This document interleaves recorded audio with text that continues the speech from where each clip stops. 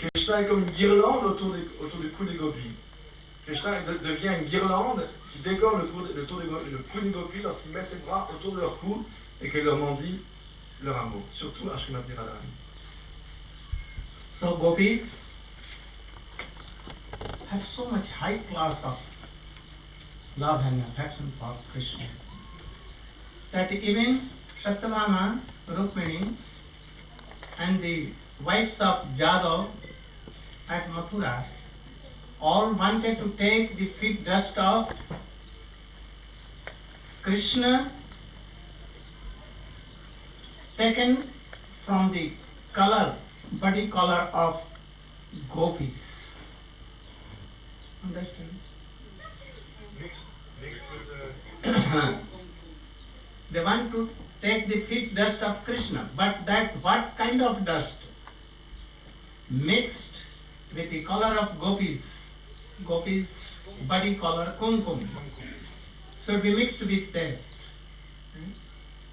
And that they want to take on their head here. They want to be decorated by it. So also they glorify gopis. A Vaishnava has told, like Prabodhananda Saraswati, that Kinkari Ishbhausa, Kalukakubani, Nityam Parasya Purusasya Sikhanda Mole, Jasya Kadar Sne Ishbhan Jaya, Tatake Nikunja Bhavananga Majna. He is telling that, I go down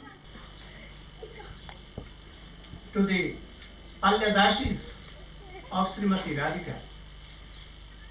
Why? Because they are standing on the door of Kunja, where Srimati Radhika is lying down in mud. She has told that, don't let come Krishna here. He will come in any way, but don't let him come in to me.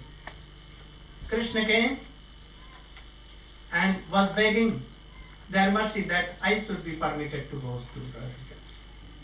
But they checked Krishna there. Krishna is begging and doing pranam to gopis. I want to meet Krishna. But they are not giving order to meet them to Srimati Radhika. Who is Krishna, Supreme Personality of Godhead? But he is begging to gopis permission, and they are not giving permission. So I want to be a broomstick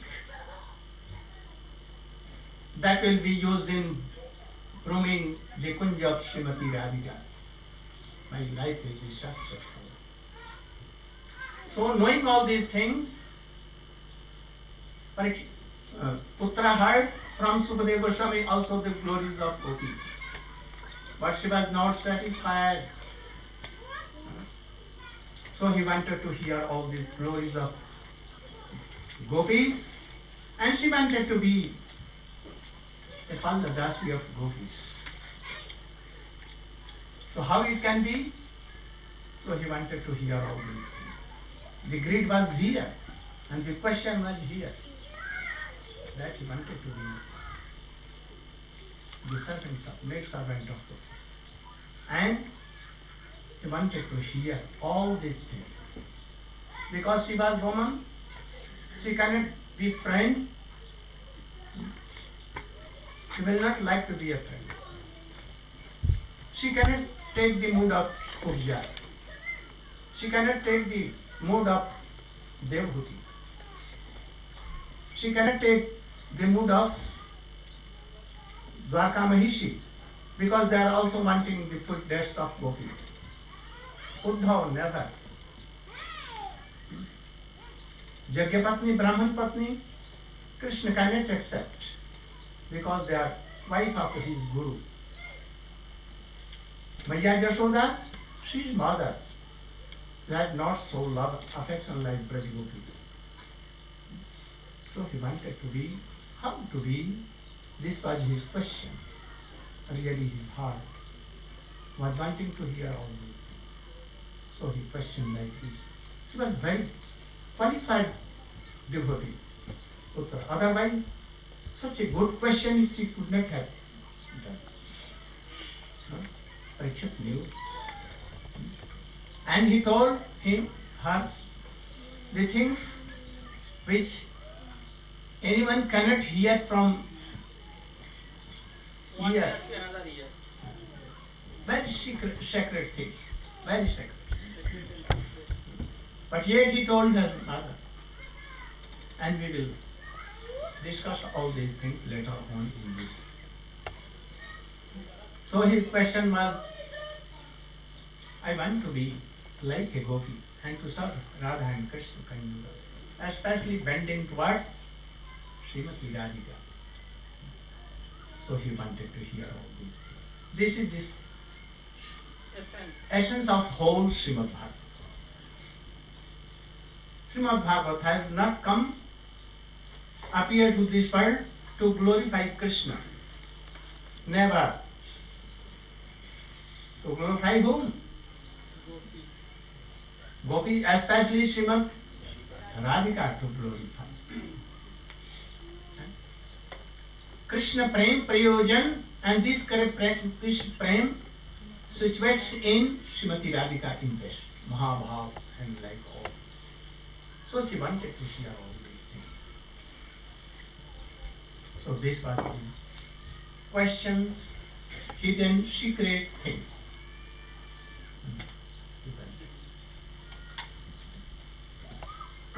Donc les gopis ont tellement d'affection pour Krishna que les reines et les épouses des Yadus, elles veulent la poussière de Krishna, des pieds de Krishna. Mais pas n'importe quelle poussière. Quelle poussière? La poussière qui est mélangée avec le kumkum qui orne le corps des gopis. Lorsque Krishna pose ses pieds sur leur poitrine en une kumkum, cette poussière-là, c'est celle-là qu'elles veulent. Elles veulent ce genre de poussière des pieds de Krishna, pas n'importe laquelle. Et il y a un Vaishnava qui aspire à cette poussière en disant: je veux la poussière des gopis qui monte la garde à la porte du bosquet dans lequel Srimati Radharani boude et ne permet pas à Krishna de venir la rejoindre. Elle a placé à la porte des gopis, ses suivantes, qui interdisent à Krishna de venir. Et Krishna vient, lui qui est Dieu la personne suprême, il vient en mendiant. Et qu'est-ce qu'il m'en dit? S'il vous plaît, ne me repoussez pas. Il leur offre ses hommages, s'il vous plaît, laissez-moi rentrer. Ils disent: non, non, on n'a pas reçu l'ordre de rentrer, tu ne peux pas rentrer. Krishna mendie auprès des gopis. Elles sont tellement élevées et tellement glorieuses. Et donc, ce Vaishnava dit: je voudrais être le manche du balai qui sert à balayer ce kunjala, ce bosquet-là dans lequel Radharani boude et à la porte duquel Krishna est en train de mendier au pied des gopis de le laisser rentrer. Et Uttara donc avait entendu aussi de Shukadeva Goswami tout ce qu'elle avait entendu Maharaj Parikshit. Il avait entendu également la glorification des gopis. Mais elle n'était pas satisfaite, elle voulait en avoir plus.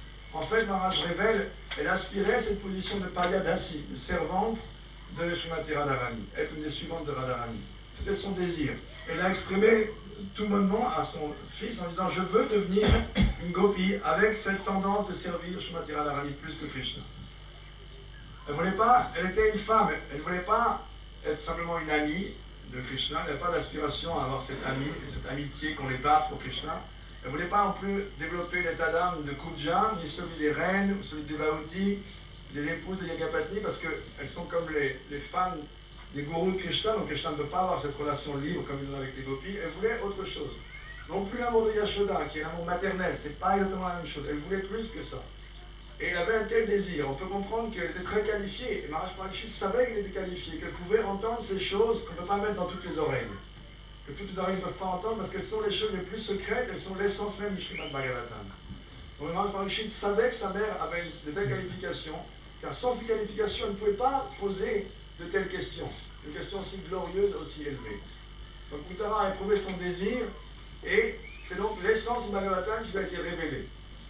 Parce que le Bhagavatam, Maharaj maintenant nous dit, il n'a pas été écrit pour glorifier Krishna, il ne faut pas se laisser illusionner sur le Bhagavatam, c'est pour la gloire de Krishna. Pas du tout, pas du tout. Maharaj dit c'est pour la seule gloire de Radharani et des gopis, et leur amour envers Krishna. Et surtout parmi les gopis, Radharani, dont le prema, Mahabhav, est considéré comme le plus élevé, et celui qui contrôle, qui subjugue entièrement Shri Krishna. Some are sleeping. You'll have to give some medicine. So you should give me medicine. Twinkling, twinkling.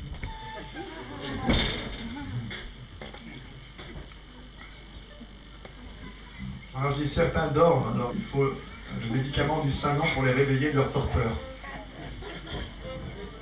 I'm saying that who is sleeping? I know. Ah, je vois ceux qui dorment. Il repère ceux qui dorment.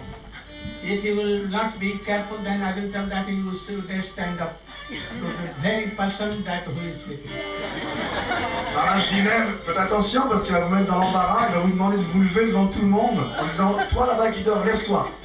Ça va être très embarrassant. When is your daughter? Where? Oh, you should come here at once. Quickly.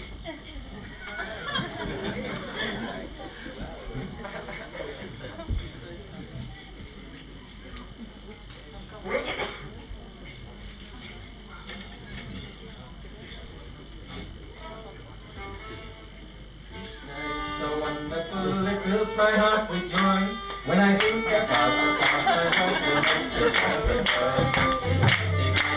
it's like a fresh cloud again, and what I see again and again. He's a king when absolutely he comes once and never stay. When the demons are a coming in religion's holy slave, he never stays a demon circus cover his soul. There's never be successful in that past and the land. Hare Krishna, Krishna Krishna, Hare Hare, Hare Rama, Rama Rama, Hare Hare, Hare Krishna, Krishna Krishna, Hare Hare, Hare Rama, Rama Rama, Hare Hare. In the prison with his father and his mother Devaki, he appeared before Vishnu, such a glorious sight to see. In his hands he held his conch, his dish, he stroked his lotus flower, offered prayers in that most auspicious hour. Now, although he's Bhagavan and the source of all that be, his mother, he wants her brother come. So to see, she said, become a little baby for him, thrill you if he can. So Krishna has, take him off to Vrindavan. Hare Krishna, Krishna Krishna, Hare Hare, Hare Rama, Rama Rama, Hare Hare, Hare Krishna, Krishna Krishna, Hare Hare, Hare Rama, Rama Hare Hare.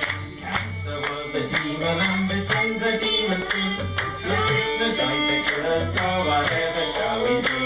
They put their heads together and they made a wicked plan. We'll take all the little children and the demon with the cat. Ah, but Krishna he was sick, for he was out to dance to play.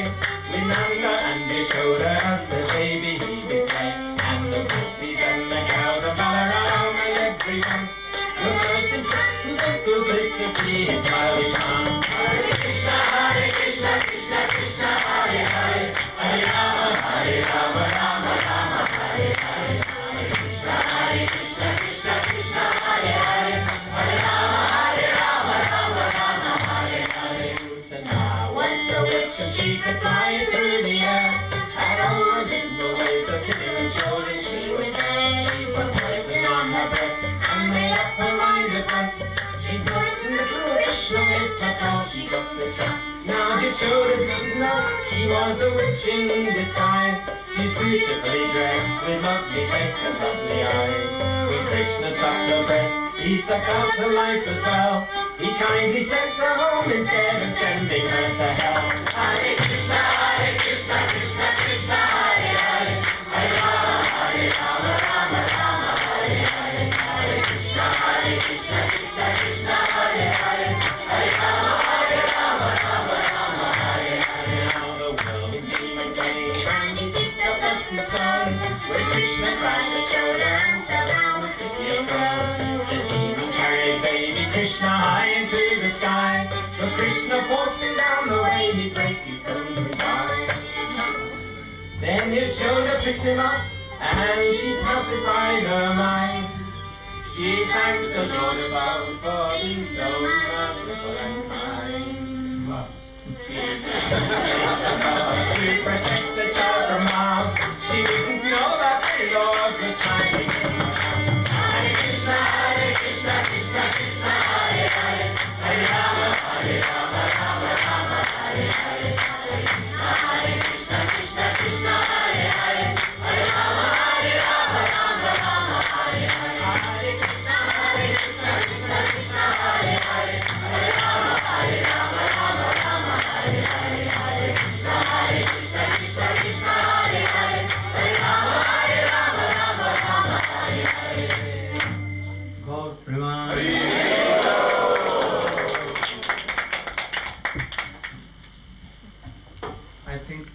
message in so okay. Okay. Now, always be careful not to sleep. If you will sleep, you will lose. And never in whole life you will have like this. Never. So try to take everything note down here forever and be very qualified devotees. Maharaj demande à tout le monde de surtout pas s'endormir. Il pense que le médicament administré par les Janadas était assez puissant pour réveiller tout le monde. Et si vous vous endormez, vous allez perdre quelque chose que jamais plus dans cette vie vous le retrouverez. Gravez ces mots que vous entendez au plus profond de votre cœur et essayez de vivre d'après ces paroles, de vous qualifier comme des dévots, des grands Vaishnavas pour pouvoir vivre à ce niveau-là. Those who will hear carefully, their life will be successful. Ceux qui écoutent avec une attention soutenue, ils atteindront le but même de l'existence. Leur vie sera une réussite.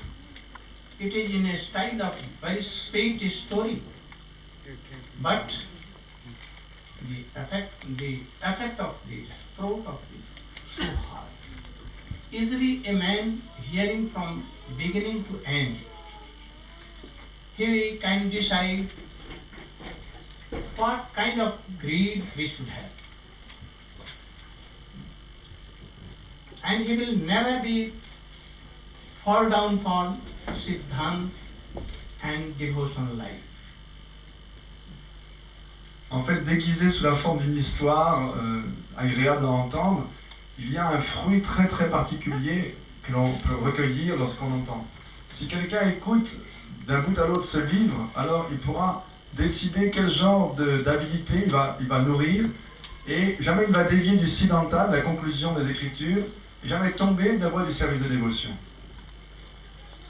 We have heard Rupa Goswami Anya Bhilasita Sunya Gyan Karma Adhyanabratam Anukullena Krishnam Srilanam Bhakti Uttama. This is Uttama Bhakti. Then there must be any impure or mixture of bhakti. We should try to differentiate impure bhakti, amalgamated bhakti, and pure bhakti. And we should try to take pure bhakti. Here from beginning, mixture of karma, mixture of gyan, mixture of jog, and after that pure bhakti, then more pure bhakti, most pure bhakti, and after that he has explained all these things. So from beginning he is telling that once upon a time. But this fact is true, what he is telling. Once upon a time, on Prayag, where Ganga and Jamuna and Saraswati are mixing together, that is called Sangamasthal, where Rupa Goswami met Chaitanya Mahaprabhu. Afterward, and Chaitanya Mahaprabhu inspired all kinds of things, even Gopi Prem, in his heart. So that place, so many devotees, lakhs and lakhs, not less than 1 crore of devotees were there. Even today, not less than 20 lakhs and 40 lakhs every year in the month of March, in winter season, all assembled there to take bath and to hear Harikatha. So all were assembled there.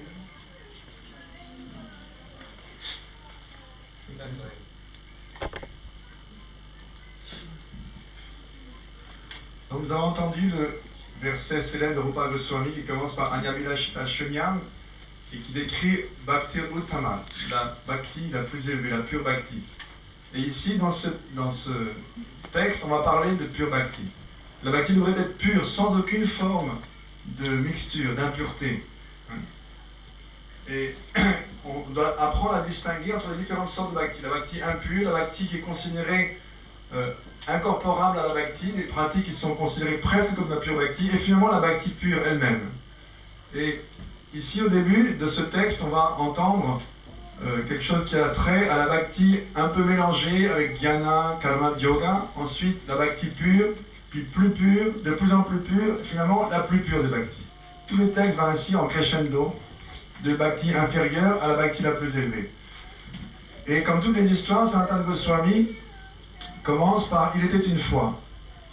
Mais ce « Il était une fois », c'est une histoire vraie. Et il raconte donc « Il était une fois à Prayag, au confluent des trois rivières saintes, Ganga, Jamuna et Sarasvati ». Là même où par la suite, Rupa Goswami rencontrera Mahaprabhu et il recevra de lui toutes sortes de choses dans son cœur, y compris Gopi Prem. À cet endroit-là, il y avait 100 millions de dévots rassemblés. Même aujourd'hui en Inde, régulièrement, au mois de Magh, il y a un rassemblement de plusieurs centaines de milliers de personnes, voire des millions de personnes, saintes qui se rassemblent. Donc à cet endroit-là, à Prayag, notre histoire commence.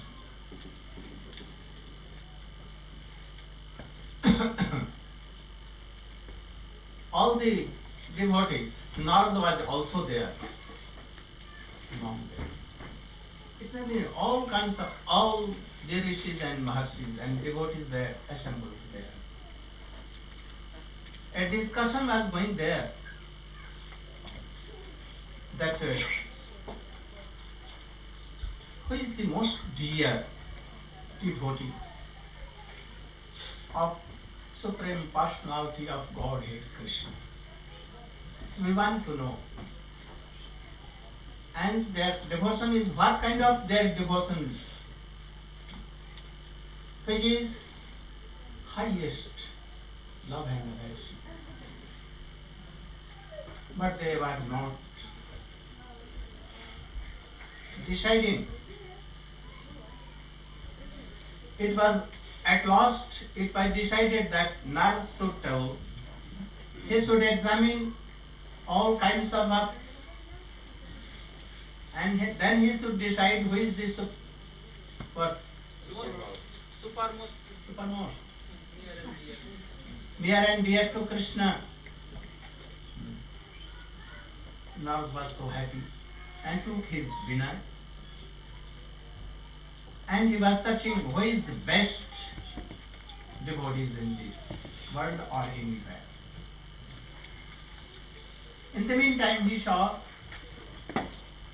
a very rich Brahmin. You know Brahmin? In India, high class of. In Varnashram Dharma, he is the highest. So Brahmin, having his salagram deity, he came to that tirtha and he took bath in Sangamastari and he selected a place and with cow dung he Cleanse the area. Cleanse the area. And a high place he kept his salagram. Get some tent there. Canopy was there. And it was so decorated. And because he was so much rich, so he brought so many servants, Brahmins. So many Brahmins were cooking, baking, preparing prasadam, very delicious prasadam. And when he worshipped, hundreds of devotees began to chant Harinam, Harinam, do kirtan and dance, sing there. And Quran were recited there. Harikatha was also going. When he finished his arti and worshipping of his deity, there is so many kinds of Mahaprasad was given to Thakurji Naivedya through Salagram. And with Aarti Kirtan, it was finished. After that, all the devotees coming to that place were Brahmins, actually, and devotees. They were seated in a separate place, and all others, Kshatriyas, Vaishyas, they were separated. And those who were Shudras, they were separate seated. And Mahaprasad was given first to Brahmin devotees, then Kshatriya, Vaishya and all others.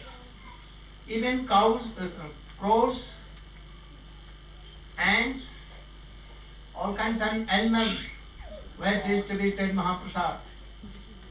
So thousands and thousands of devotees and undevotees who were not devotees. Even animals and birds were distributed this Mahaprasad.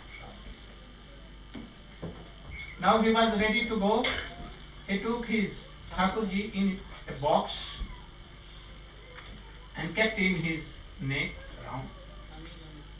And he was ready to go to his home. Nath came at once and began to dance. Oh, your life is successful. Indeed, you are dhanya. Dhanya means success. Successful or blessed. Blessed. And he was praising that Brahman. Your life is successful. Because you have served Thakurji. Who is this Thakurji? He told that he is God of gods. He can create this world, he can support, and after that he can take all whole universe in him. Oh. Now I am saying that you are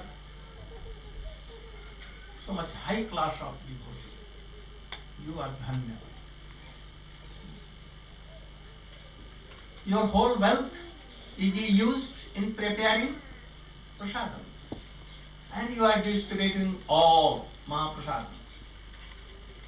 If Mahaprasad is rotten, taken by any crows or pig, hogs and dogs, even we should take that prasadam.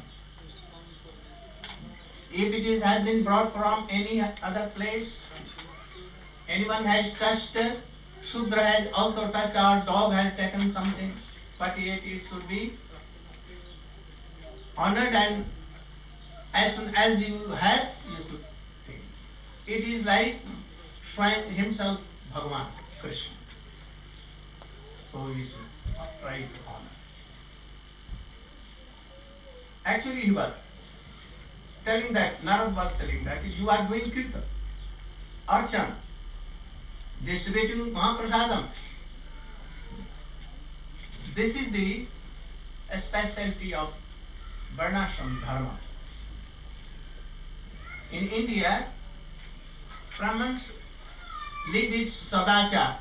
Sadachar, they don't take eggs, wines, smoking, onion, and all things. They only take very pure things.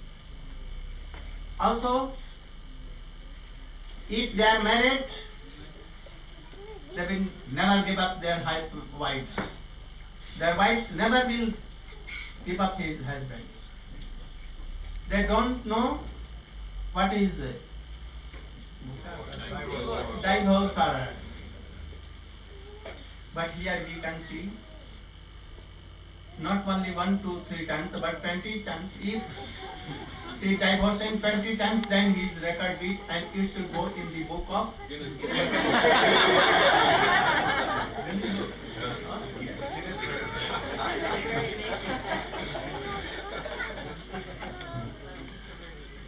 But India, now coming from foreign, they are exporting or importing all these things in India also. So all Brahmins used to do some worship of Krishna. in the shape of Srila, but always with sadachar. So we should be first varnashramachari. Chaitanya Mahaprabhu asked from Raya Ramananda, what is the sadhan sadhan? What he told? Varnashramacharata Pushena Parakuman Vishnu Aradhake Pantha Nanatau Tata. That being in varnashram dharma, following the rules and regulations. What are the rules and regulations? Chaste wife, chaste husband. Children will be benign. All should believe in Krishna, God. They should believe in Vedas, Upanishad and in Srimad Bhagavatam. To please Krishna, to please God, their main thing is that. They want to please by varnashram dharma. So first, Swamiji also wanted to establish varnashram dharma in Western countries. So first you should adopt all these things. Ladies should not try to divorce. Husbands should not try to divorce. Without doing sin, how they can enter in love? Very hard. If divorcing 2 times, 3 times, 10 times, 20 times, more than that, it means they have nothing. Only this tilak and kanthimala and outer state will not save us. So we can also divorce Krishna, and they are divorcing. So we should follow varnashram dharma. Brahman was following that. But Chaitanya Mahaprabhu told that Iho Bhajyage Kaha. It is external. Why? Why? Because that Brahman was not pure devotee. He was taking tilak, but sometimes like this, sometimes like that, sometimes nothing. No? And he was not one-handed. And he has some worldly requirements from Krishna. My family should be okay. I should be happy. Oh, Krishna gave me bread and butter. Like this. So he has not left Annavilasita.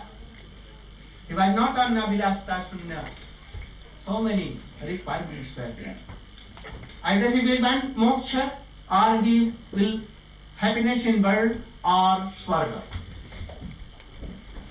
So it is outside.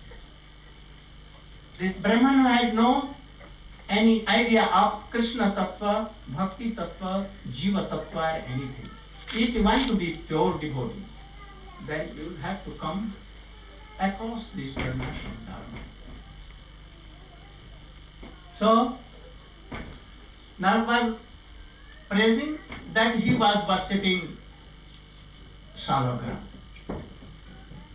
And he was telling that his whole wealth and everything was for God. But why? Brahman told him, why you are praising me? I am not a devotee. Oh, you have spent so much money here, prasadam to all who are devotees, not devotees, even to animals, even to asses and dogs you have given, even to ants you have divided.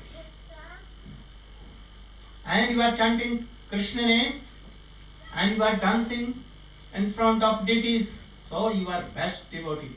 Oh, don't tell me like this. I am not a pure devotee. I am a very poor man. If you want to see a devotee, you can go to South India. There is a very big king there. Where? In Trivandrum.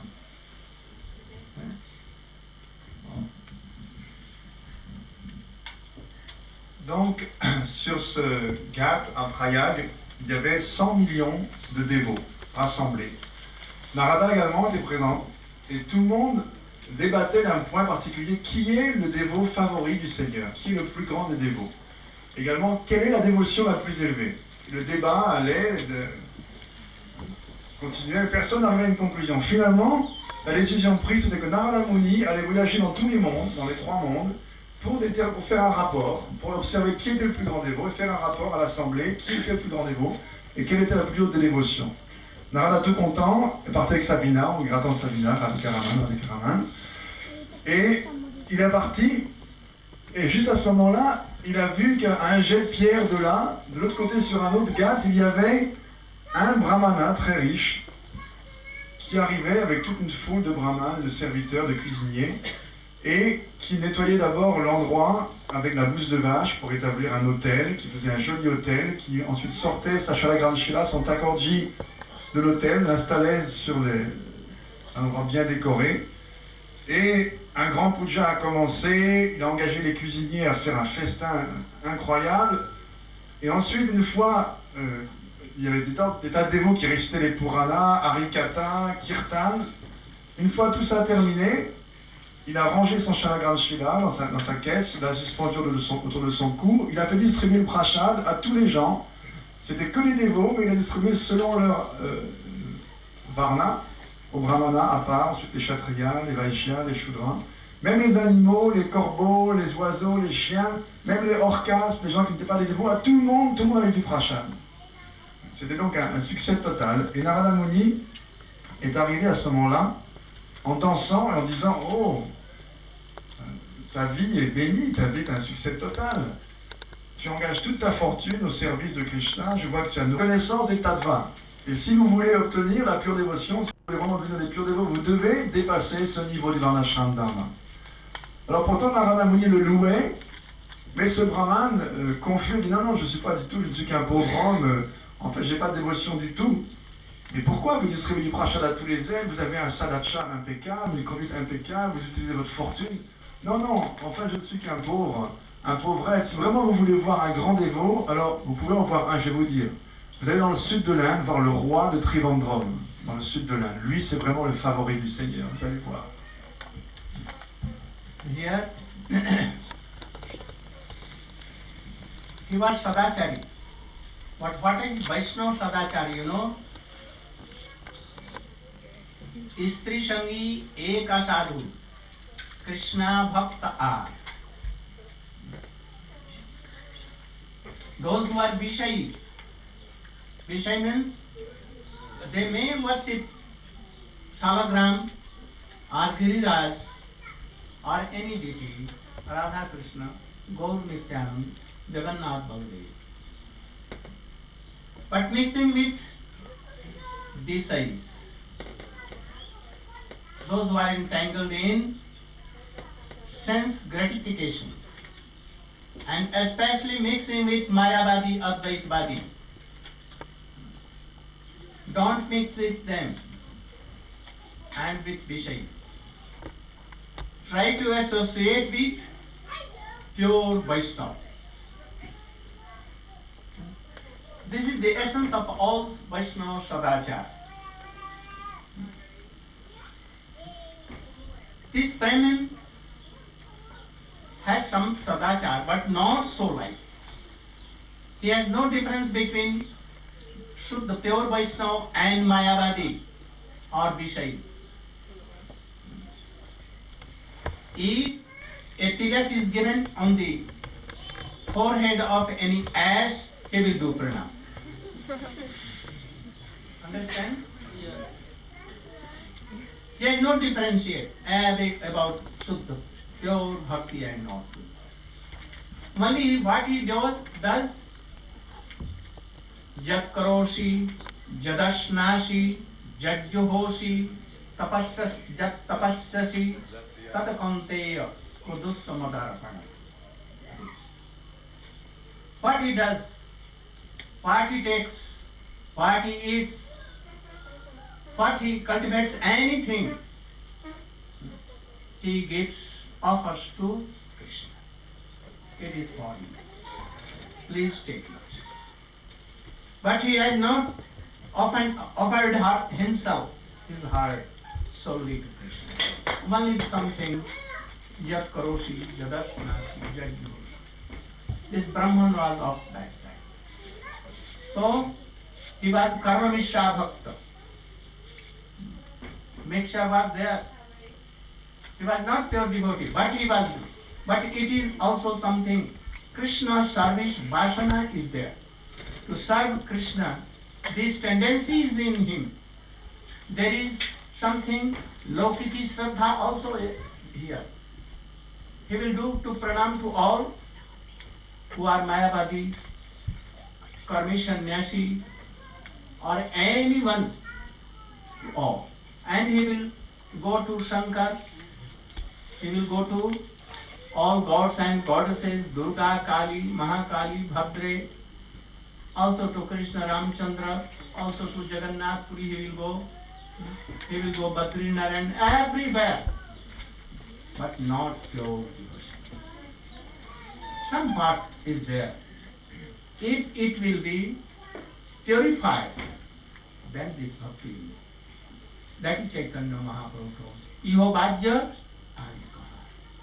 So, Narada was not satisfied. He saw that he is offering his Mahaprasadam only, but he has not offered himself. There is no question of poor and a rich person in devotion. There are so many rich persons, but they are not so high. If anyone poor like Vidurani, like Pandavas in forest, nothing, penniless. Swami Maharaj also, penniless he came here. So it not depends on rich, it depends on heart. So our bhakti should be true. So Brahmin has bhakti some, but what? Bhakti abhas, not Shuddha bhakti.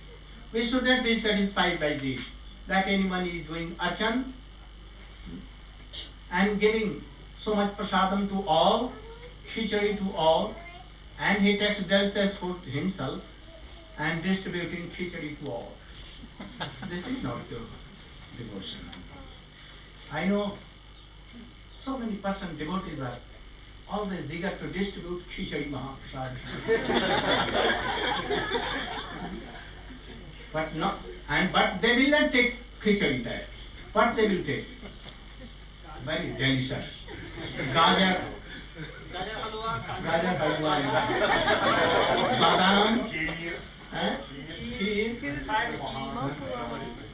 butter, cheese and all. And after they will be fed, and after they will require something, and they will fall down. So we should not. So he was not pure Vaishnava, but yet some bhakti was there.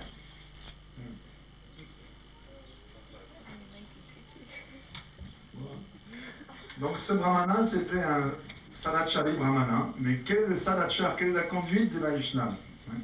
Quelqu'un peut bien adorer Krishna, mais c'est entaché avec la fréquentation d'un personnaliste, de Mayavadi, Brahmavadi ou de Vishayis, ceux qui sont plongés dans plusieurs essences, alors sa dévotion est entachée. Donc le premier symptôme d'un Vaishnava, c'est qu'il ne fréquente plus les impersonnalistes ni ceux qui se gratifient les sens. Ce brahman il manquait de discernement. Maharaj dit en riant, il avait vu un âne qui portait du tilak, il aurait offert son hommage. C'était ce genre de discernement qu'il avait. Alors, il porte du tilak, c'est un sadhu, on lui offre son hommage. Il offrait à Krishna ce qu'il mangeait, ce qu'il cultivait, tout cela, mais voilà, Krishna c'est pour vous, mais c'était teinté avec un désir personnel, intérêt personnel, de ce qu'on appelle donc karma mishra bhakti, la bhakti qui est teintée avec une tendance à vouloir jouer le fruit de ses actes, karma mishra bhakti. C'était pas un pur dévot. Mais il y a quand même vasana, le désir ou la tendance à vouloir servir Krishna, à offrir à Krishna, donc le fruit de ses actes. Ce brahman également avait ce qu'on appelle lokiki shraddha, il avait la foi du peuple en général, une foi envers tout le monde. Il priait aussi bien Kali, Durga, Brahma, Shiva, le Seigneur Ram, Jagannath. Il allait en pèlerinage dans tous les lieux saints, voir tout le monde. Tout le monde est comme un bon hindou, comme on voit aujourd'hui, il adore tout le monde, ça va. Tout le monde il est beau, tout le monde il est gentil, tout le monde va donner une bénédiction, tout le monde est un sadhu, tout le monde il suit quelque chose. Alors, c'est acceptable, mais c'est pas considéré comme un pur dévot. Mais si telle personne a sa pratique purifiée, il peut devenir un pur dévot. Donc Narada avait vu tout ça, et il a vu également que la dévotion en fait de ce brahman dépendait beaucoup de sa richesse. Parce qu'il était riche, il pouvait vraiment faire un puja opulent. Pas comme Vidura, qui avait une dévotion pure alors qu'il était sans un sou, ou les Pandavas démunis dans la forêt, ou Prabhupada qui est venu ici en Occident sans un sou en poche, avec une telle dévotion. Oui. On voit Maharaj Dijwa, par les temps qui courent, il y a tellement de dévots qui veulent absolument distribuer du kitri à tout le monde. Il faut distribuer du kitri Mahaprasad. Eux-mêmes s'empiffrent avec des mets succulents, du kir avec des raisins secs, avec des noix de cajou, du halva, l'halva aux carottes, ça déborde de ghee. Ils s'emplissent la panse, ils deviennent gros, gras, et finalement ils tombent. Donc, lorsque Mahaprabhu a parlé de Kamananda Roy et que Kamananda Roy a énoncé les principes du Varnashram Dharma, il a dit ça c'est bien, mais Agekaehar, qu'est-ce qu'il y a de plus? Il faut plus que ça. I also know some devotees. In night they change this cloth. And also they truck, the business is of drug. What is drug? Drug business. Devotees should not know. They said be very character focused, good character. And always they should be in Sadachar. So tries to see Chaitanya Mahaprabhu. There was a bona fide Vaishnava, Haridas, Choto Haridas, a small Haridas. One day he brought some rice from an old lady for Chaitanya Mahaprabhu. When Mahaprasadam was cooked and Mahaprabhu came and he saw the beautiful rice, he asked, "Oh, from where you collected so good and sweet rice?" "Oh, Choto Haridas Thakur has begged from anyone, from any old lady of 84. Oh, he has gone. He knew something. There was something. Oh, from today he cannot come to me. I don't want to see his face." He has become devotee like Brahmachari, and he wants to speak with ladies here and there, to laugh and to make joke with them. He should go to there. I don't want to see. He never accepted him. Even Nityananda Prabhu, Sarup Damodar Raya Ramananda, and all told Nityananda Prabhu himself. But he never. At last he went to Prayag this and left his body jumping in Jamuna and Ganges. But Chaitanya Mahaprabhu never accepted it. So you should always remind. If you have something in heart and something outside, Mahaprabhu knows everything, he is all knowing. So be very careful. If you want Krishna praying, to the service of Krishna you want. So after that, Narad went to South India and he saw that beautiful kingdom was there. When he entered in the kingdom, he was far away from the town where this king was and his deity was. He wondered, how beautiful kingdom. Everyone here happy. All are chanting. All has tilak and kanthi mala. And all are chanting Hare Krishna, Krishna Krishna, Hare Hare. And everyone telling, "Oh, come on, I will give you prasad. You should do prasad seva here." Gradually he came nearer to that town. He heard that sounds of ghanta, gong, and kirtan dhvani, the Sound of kirtan. sound of kirtan, mridanga and all other things. Oh, where it is going on? Not become so enthusiastic, and he carefully took his veena and entered the temple and saw that all thousands of devotees are seeing, looking, that taking darshan of deities, and all are dancing and chanting and singing. He became so wonderful. Who is that king? Who is the main servant of Krishna?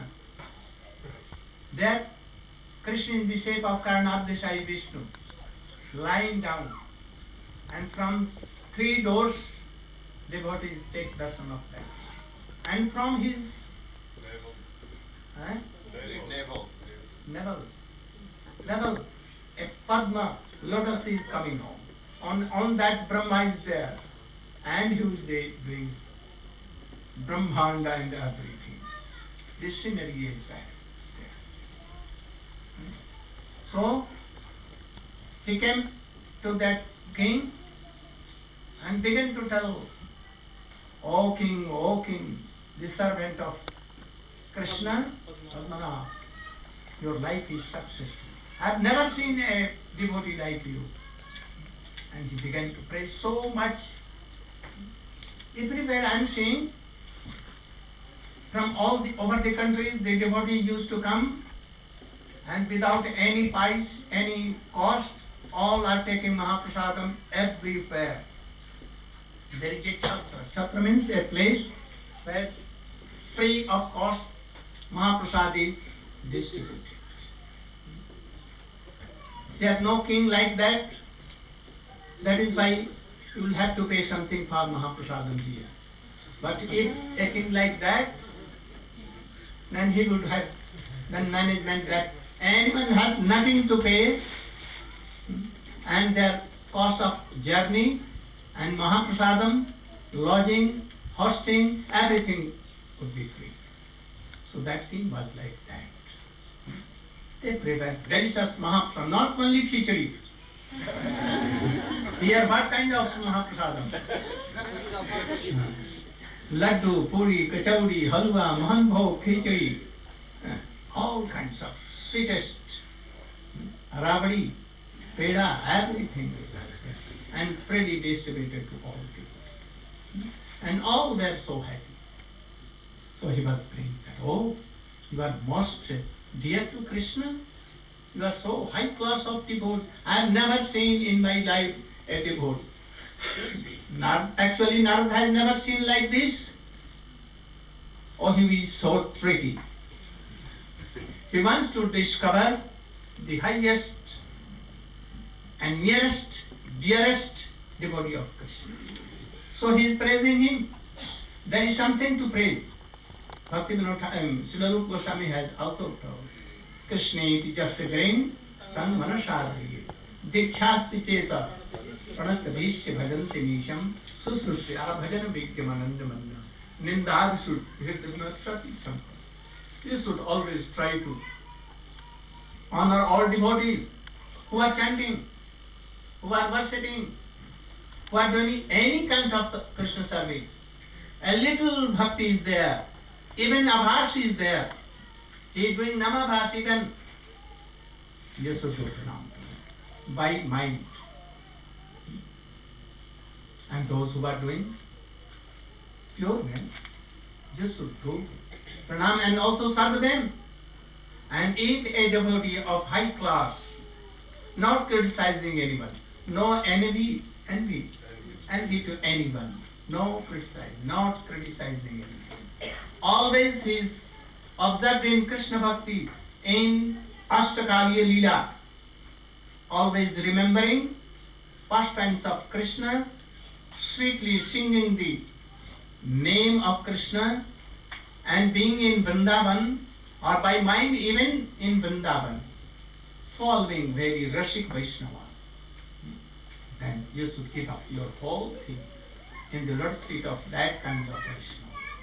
Then you are pure devotee. So we should try to be like this. Otherwise, how we can be devotees? So try to take all these essence of bhakti in you, then I will think that even one person will be collected. I will think that, oh, my coming to Western countries is successful. And you are successful, your life is also successful. Dhanya you are, dhanya you are. Maharaj dit, j'ai même vu des dévots qui le soir, j'ai appris des dévots le soir, ils échangent leurs vêtements safran contre d'autres sortes de vêtements. Même des dévots qui trafiquent de la drogue, oui, même ça. Maharaj dit, jamais ne vous livrez-vous à de telles activités. On doit toujours suivre ce sadachar, cette conduite idéale qui est recommandée par nos acharyas Vaishnavas. Il y a dans le Chaitanya Charitamrita l'histoire de Chota Haridas, qui était un sannyasi et qui a invité Mahaprabhu devait prendre plutôt prashad chez Bhagavanacharya et il manquait du riz. Donc ils ont envoyé Chota Haridas chercher du riz. Et lorsque Mahaprabhu est arrivé, il a vu l'arrangement. Il dit, oh, où est-ce qu'ils ont vous avez trouvé un riz tellement bonne qualité. Il savait qu'il y avait quelque chose, il y avait anguille sous roche, comme on dit. Et il a dit, oh, c'est Chota Haridas qui a été mendier du riz quelque part. Oh, Chota Haridas, où est-ce qu'il a été chercher le riz? Oh, chez Madhavi Devi. Elle avait 84 ans, c'était une vieille femme. Et Mahaprabhu a dit, quoi? Un soi-disant brahmachari qui va flirter, fréquenter les femmes, discuter, plaisanter avec elles, je ne veux plus jamais voir son visage. Et malgré les plaidoiries de Nityananda, de Radhamananda, de Sarvadamodar, de tous les Vaishnavas, jamais il n'a voulu le réaccepter. Et finalement, Chota Haridas a renoncé à sa vie en allant se plonger au Triveni Sangam, au confluent à Prayag du Gange de Jamuna et Sarasvati. Alors, il ne l'a jamais réaccepté. Maharaj dit, le Vaishnava doit toujours se souvenir de ça, toujours se rappeler de cette chose-là. Si on veut devenir des purs dévots, si on veut atteindre Krishna Prema, on doit absolument suivre ce Sadachar Vaishnava, ces codes de conduite Vaishnava instruits par nos acharyas. Donc après cela, revenons à nos moutons, Narada Muni est parti dans le sud de l'Inde, très content, il voulait voir ce grand roi. Il est arrivé dans un royaume florissant. Dès qu'il est rentré dans le royaume, il a vu, alors qu'il était encore loin de la capitale où demeurait le roi, que tout le monde était heureux, tout le monde portait du tilak, des kantimala, tout le monde chantait, tout le monde l'invitait à prendre prashad. Donc il était très séduit et très impressionné par ce royaume. Et en se rapprochant peu à peu de la capitale, il a commencé à entendre le bruit des gongs, des kirtans. Hein. Et finalement, lorsqu'il est arrivé, il était très enthousiaste. Il est rentré dans le temple, il y avait des milliers de dévots en train de chanter en extase devant une Murti de Vishnu, allongée, Karanadakshayi Vishnu, allongée, qu'on pouvait contempler avec 3 portes. Et de son nombril, il y avait une fleur de lotus avec Brahma sur la fleur. Tout cela, il a pu voir. Et il était impressionné. Non, mais quel est ce roi merveilleux? Qui est ce roi? C'est certainement le favori du Seigneur, le plus grand des dévots. Partout, nulle part, je n'ai vu une telle chose. Et lorsqu'il a vu le roi, il s'est approché. Oh roi, tu es tellement bhagya, tellement fortuné, ta vie d'un succès, tu es le favori de Vishnu sans aucun doute. Jamais je n'ai vu de tels arrangements. Partout dans ton royaume, j'étais accueilli, il y avait des arrangements pour des prachats distribués à tous, pas n'importe quel, pas du kitri, tout le monde avait un mahaprachad opulent, des mets délicieux, à profusion, aucun prix à payer, pas comme ici où il n'y a pas un tel roi, donc il faut payer une certaine participation. Si vous étiez venu ici avec un tel roi, vous auriez eu tout à l'œil, le logement, la nourriture, le déplacement, mais bon, c'est pas comme ça, hélas. Donc, il a commencé à louer ce roi en disant, vous êtes tellement cher à Krishna. Et il a commencé à le louer. Et Rupa Goswami, dans son Upadeshamrita, dit, on doit louer un dévot, même de 3e ordre, s'il est engagé au service de Krishna, s'il ne critique pas, il s'engage, même un nouveau dévot, du moment qu'il est engagé au service de Krishna, s'il chante, s'il est initié, on doit expliquer dans l'Upadeshamrita, selon les différents grades, on doit respecter les Vaishnavas. Bien sûr, si on rencontre un Vaishnava qui est complètement affranchi de la tendance à dénigrer autrui, qui est toujours engagé dans la méditation sur le divertissement de Krishna selon Astakalya Lila, les 8 différentes parties de la journée, les différents divertissements qui s'y déroulent pendant ces parties de la journée, qui est un Mahabhagavat, qui est un Rasik Vaishnava absorbé dans le pur sens de l'émotion, on doit tout dédier au pied d'une telle personne. Et Maharaj dit en vérité, on doit s'efforcer d'atteindre ce type de bhakti, ce genre de dévotion pure. Parce que l'essence de tout cela, de tous ces enseignements, c'est développer cette pure bhakti. Maharaj dit, je vous en prie, essayez de retenir l'essence de tout ce que nous disons là, qui est de développer cette bhakti pure. Et si, dans toute ma tournée en Occident, j'ai réussi à trouver une telle personne, ou à inspirer ça à une telle personne, je considérais que ma mission d'être venu en Occident sera un succès. Et la vie de cette personne également sera un succès. Or you should Munindra Binda Bandite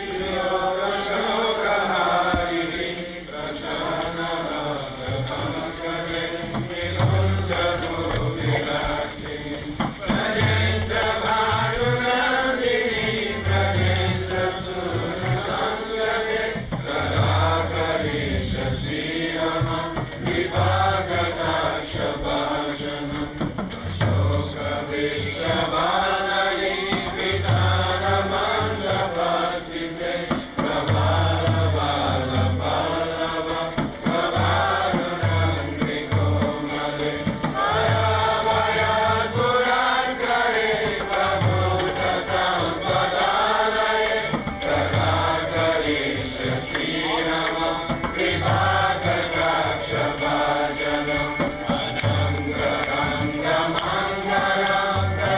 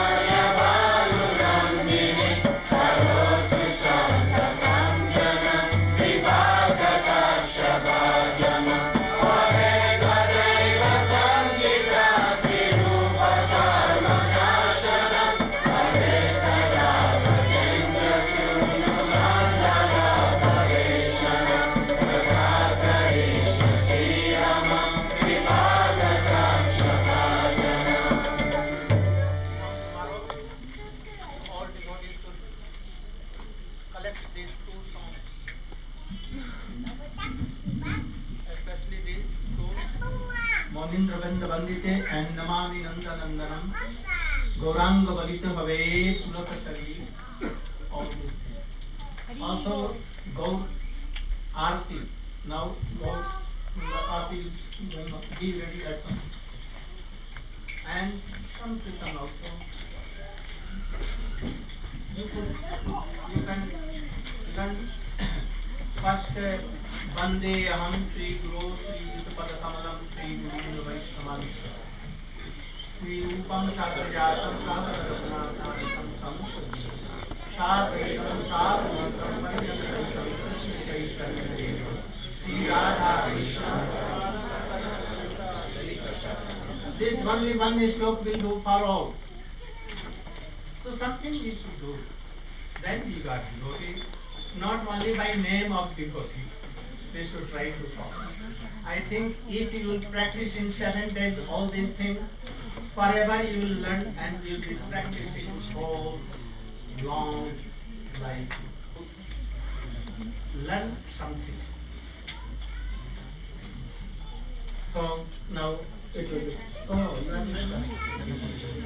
Maharaj dit à partir de demain, tous les dévots devraient apprendre à chanter ces chants. Le Véné qu'on vient de chanter, également Namami, Nandanandanam. Différents donc sthavas qui sont là chantés. Ils sont tous dans le livre de chant qui est disponible sur la table de livres. Donc tout le monde devrait apprendre cela. Maharaj a récité donc ce verset. Le Langa Bolite avait. Le Gaurarati, ils sont tous dans le livre de chant. Maharaj a récité le verset, Vandeham, Shri Guru Shita, ça peut s'appliquer à tout le monde. Maharaj dit, s'il vous plaît, essayez d'apprendre quelque chose. Si dans ces 7 jours, vous apprenez, vous pratiquez toutes ces choses-là, je suis certain que ça va faire en vous une impression qui va durer toute votre vie. Vous allez mener une vie très longue et pratiquer ça toute votre vie.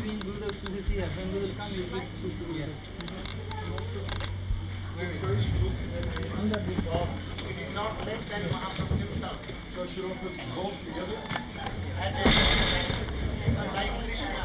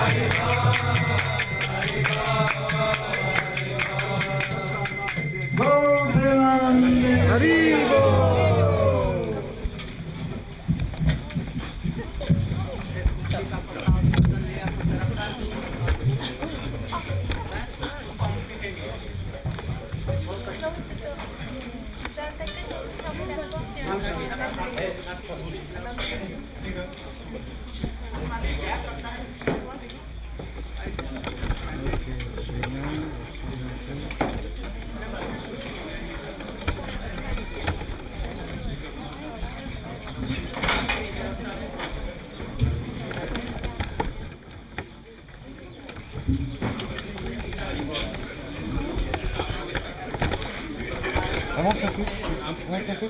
Super. Encore un peu. Génial. Super, bien. Ouais, c'est bien.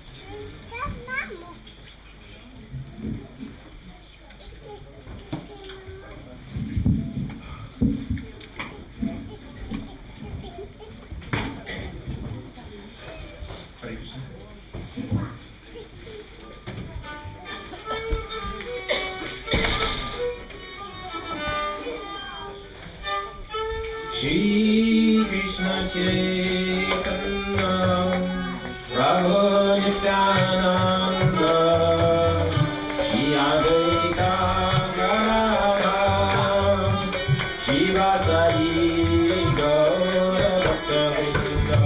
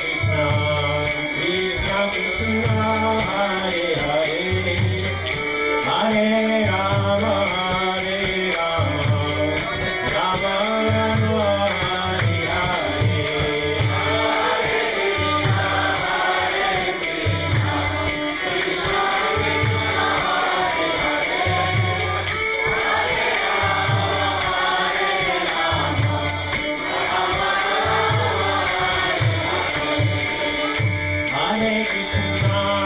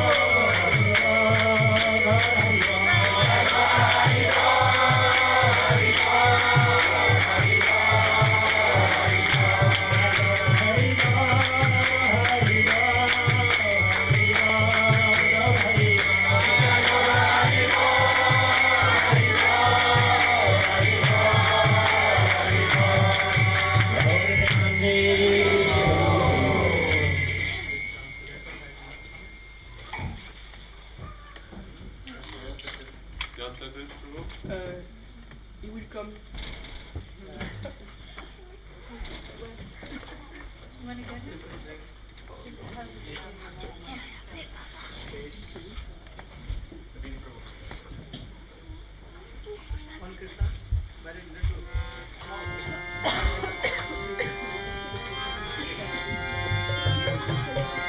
जय जय राधा रमन हरि बोल, जय जय राधा रमन हरि बोल, जय जय राधा रमन हरि बोल, जय जय राधा रमन हरि बोल, जय राधा रमन हरि बोल, जय जय राधा रमन हरि बोल, जय जय राधा जय जय राधा रमन हरि बोल,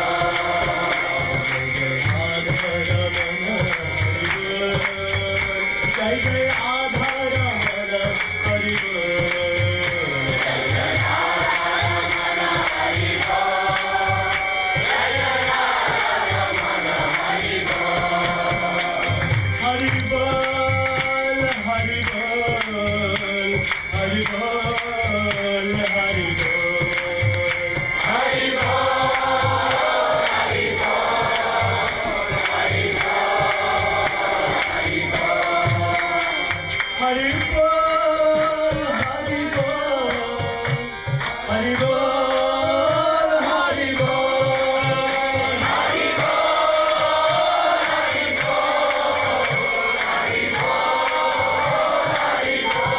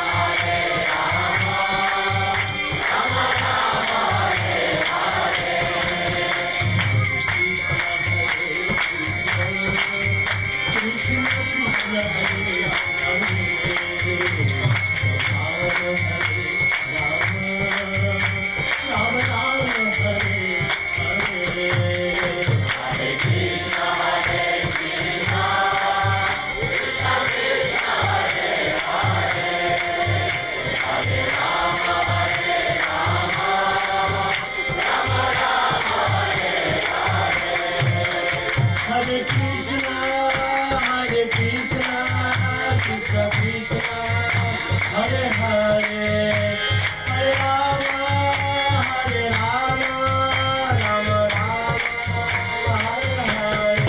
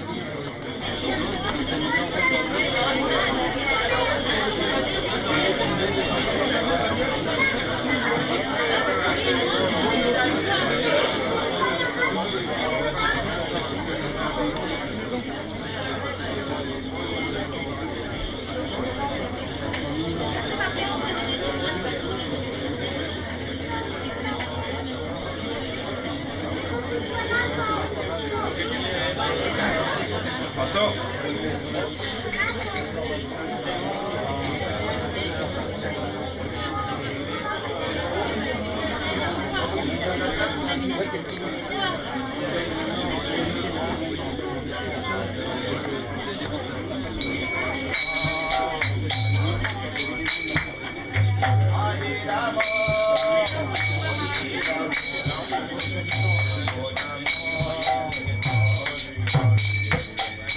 Hare Krishna, Hare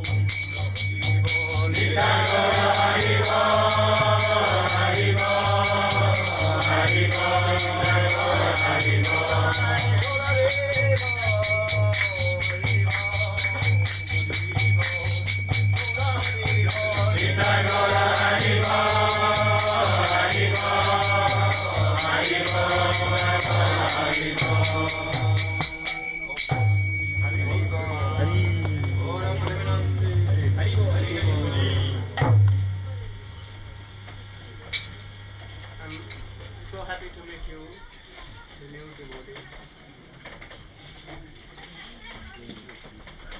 I never thought that so many devotees will assemble here in my French school.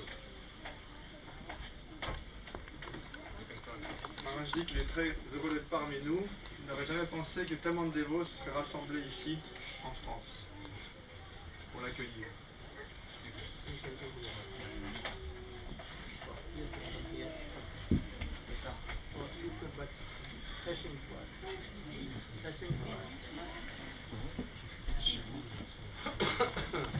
So I'm so happy to meet you. If you have any question, you want to ask, you can ask, because in classes I'm giving my class from one side only and not hearing anything. So if you want to ask anything, I've come only to help the devotees, those who have lost their faith in this Krishna consciousness due to lackness of some devotees or devotee or any. My objective is help all the devotees without any cost and free. Selfish, nothing selfishness. Only to help. I don't want to self-interest. Maharaj est très heureux d'être parmi nous et je demande aux dévots s'ils ont quelque chose à exprimer, des questions à poser. Pendant les classes, c'est lui qui donne la classe, mais il n'y a rien qui vient de notre côté puisqu'il parle et nous on l'entend.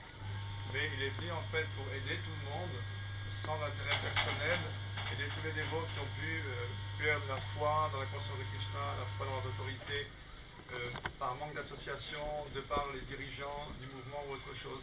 Maharaj vient sans aucune motivation personnelle, simplement pour tendre la main et aider si on veut accepter son aide et de toutes les façons dont il pourra nous aider.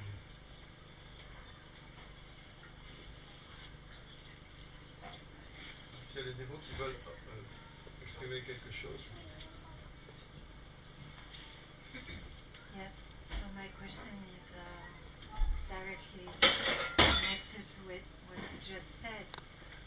To what extent is it possible to recover according to the degree of your fall down, or what you can consider like a fall down? To what extent can you recover from a sickness? Oui.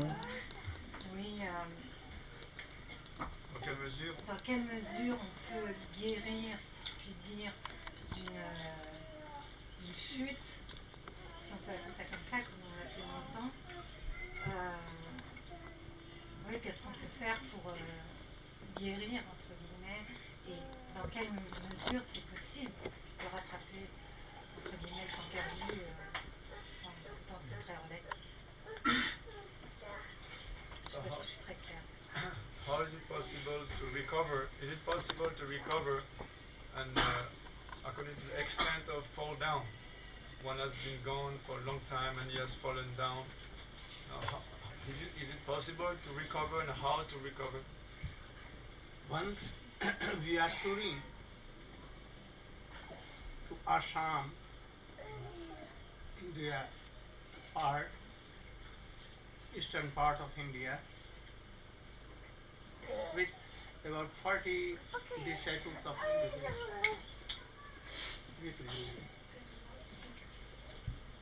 We were what?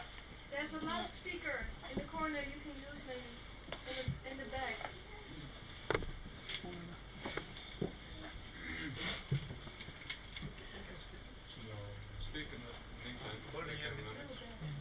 So we were going in very countryside. When we were passing through a village, a person which was so muddy because he was plowing, and so much mud and everything was there on the body. Running, he came to our Gurudev and fell flat on the earth feet of our Gurudev. Gurudev asked him, "Who are you?" He told that I am your disciple. About 15 years before I took initiation from you. But now, due to my weakness, I left chanting, remembering doing devotional sadhism since about 15 years. Now I am taking flesh, fish, sometimes smoking, but now I am repenting. By my luck, you have come only for to take me out of all these things. I pray your honor that you should make me pure, and what should I do? You should tell me. Gurudev told that. Maharaj se rappelle qu'il y a très longtemps, il était en Assam, un état à l'est de l'Inde, avec un groupe d'une quarantaine de dévots et son propre maître spirituel. Il était en tournée de prédication. Et un jour, au milieu d'un village, il y a un paysan tout crotté, tout plein de boue, qui vient de passer la charrue, qui arrive, qui se prosterne au pied du maître spirituel. Et celui-ci lui demande: mais qui es-tu? Il dit: je suis votre disciple. J'ai reçu l'initiation de vous il y a très longtemps. Il y a une quinzaine d'années, j'ai arrêté toutes les pratiques dévotionnelles. À cause de ma faiblesse, je suis tombé, j'ai arrêté de chanter, finalement toutes les autres pratiques. Mais maintenant, je considère que c'est ma bonne fortune. Vous êtes venu en fait dans ce village juste pour me sauver, pour m'arracher à cela. Et je brûle du feu du repentir. S'il vous plaît, acceptez-moi à nouveau et dites-moi ce que je dois faire pour me purifier. Then Gurudev told him that go quickly and come tomorrow in morning. I am going to this certain place. You should come to that place in morning. He did so. Next morning, we taking bath, he came. And so much repenting and waiting. He told that, what should I do? Any sacrifice, anything else? Gurudev told that no need for all these things. You should chant Hare Krishna, Krishna Krishna, Hare Hare, Hare Ram, Ram Hare Hare. You should repent only, and your all sins will come through your tears. And chant this name. This is so strong and powerful. No, there is no other way, no other path, no other system, process to make anyone pure. So by this you will be very pure, nothing to do else. You should take again new bead bags if you have not. He told that I forgot. So he gave new and he one mala in here, and he told his devotee us that make a tilak on her head. At once we did it, and Gurudev told that you should chant Hare Krishna, Krishna Krishna, Hare Hare, Hare Ram, He repeated it and he went up. Go. Have your years here and promise that I will never take in my future life all these things. And I will never give up chanting. And never I will give up the lotus feet of Krishna. I will keep all this here. He promised to go on. But you have done, everything is now pure and with enthusiastic way you should go. Donc le disciple avait admis son maître spirituel. J'ai commencé à manger du poisson, même de la viande, des fois même je fume.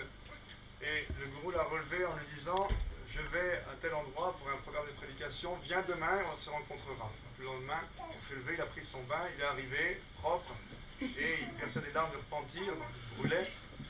Et à ce moment-là, le gourou lui a dit, tout ce qui est passé, c'est le passé. Simplement, à nouveau, il faut que tu chantes. Et il lui a redonné à nouveau le mantra avec Krishna, il a demandé aux autres disciples également de s'occuper de lui, leur donner un kantimala, il lui a demandé à ses disciples de faire du tilak, ils ont fait ça. Il lui a dit, tout ce que tu as pu faire avant, il faut simplement que tu te repentes. Si tu regrettes sincèrement tout ce que tu as fait, alors tous tes péchés vont partir avec tes larmes. C'est-à-dire, ils vont être lavés par les larmes du repentir. Et Maharaj dit, si quelqu'un est dans cette situation-là, il n'y a pas d'autre processus, pas d'autre moyen de méthode d'expiation que simplement ce chant du mantra avec Krishna, qui est tellement puissant qu'il peut annuler les conséquences de tous les actes coupables passés. Simplement, il faut se repentir, se regretter. Et le gourou lui avait dit, tire-toi les oreilles à toi-même et fais le vœu de plus jamais retomber dans cette activité et simplement de chanter sans jamais plus abandonner la voix et les pieds par résolutus de Krishna. Et tout ira bien pour toi. He promised like that and became a very pure devotee for whole life. We know Jagai Madhai, Chaitanya Mahaprabhu touched him. Nityananda Prabhu saw them by merciful eyes. They have not to do any sacrifice, no any other means. Jagai Madhai bole, aar na re baap. They promised that, oh, in future I will never touch any wine bottle. I will never go to any scene. I will always chant and remember Krishna name. And he became pure. Nothing was done for him for purification. For Ajamil, he had done lakhs and lakhs committed offenses and so many sins and bad activities. He had nothing to do, sacrifice and anything. Om Narayana Namaha, Om Narayana Namaha. And this makes it so pure. If anyone chants single time Krishna Krishna Hare Hare Hare Ram Hare Ram Ram, this full Hare Krishna.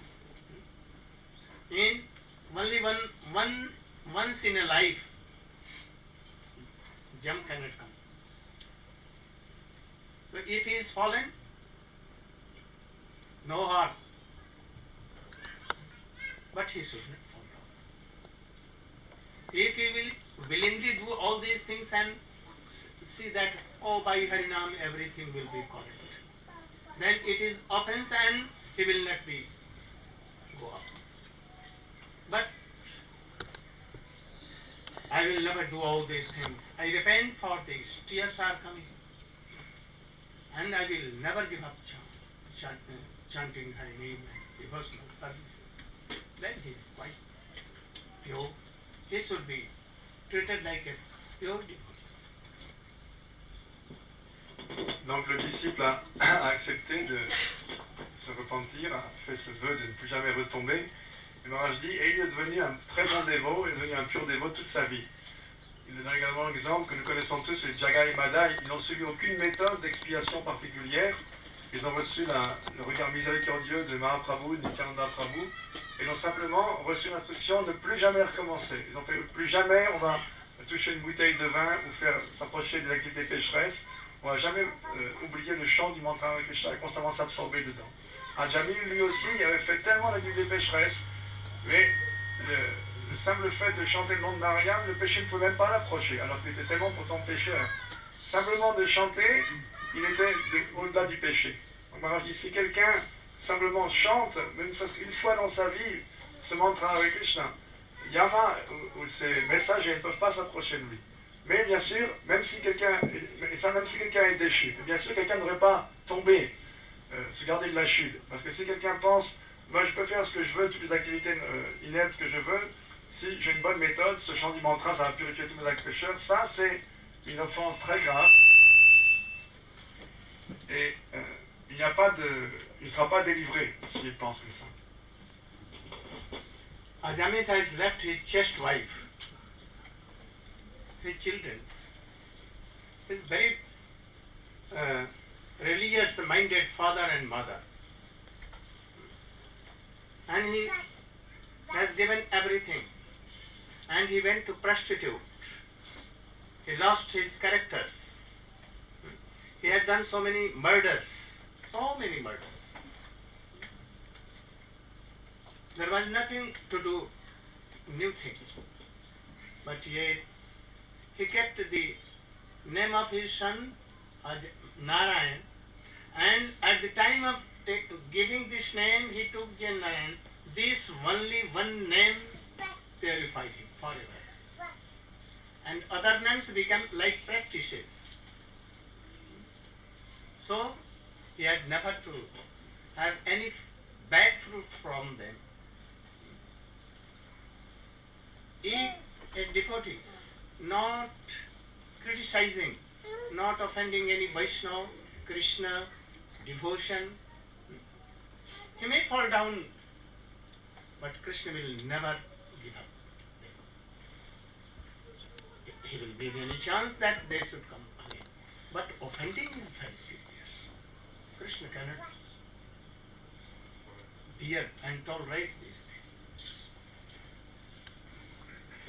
Donc, Maharaj a dit, si un dévot donc se reprend après une chute et recommence l'activité dévotionnelle, reprend sa vie spirituelle, alors Maharaj dit, on doit le considérer comme un pur dévot à nouveau, et le traiter comme un dévot, non pas comme quelqu'un qui est déchu. Si on prend l'exemple d'Ajamil, Ajamil menait une vie abominable, il n'y a pas un péché dans le livre, comme on dit, qu'il n'avait pas commis, il n'y avait pas de nouveau péché pour lui à commettre, vous avez tous commis. Il avait fait tellement de meurtres, d'activités pécheresses, volé, tué, bu, aller voir les prostituées, manger de la viande, il n'y a pas de choses qu'il n'avait pas commises. Et pourtant, simplement par la pratique du chant du Saint-Nom, il s'est purifié ainsi. Maharaj dit, si quelqu'un tombe de la conscience de Krishna, mais s'il n'offense pas ni Krishna ni les Vaishnavas, s'il ne fait pas blasphémer le gourou et les Vaishnavas et Krishna, alors même s'il est déchu, Krishna n'abandonnera pas. Maintenant, si quelqu'un s'engage sur la voie de l'offense, ça c'est une autre paire de manches, c'est autre chose. Maharaj va en parler maintenant.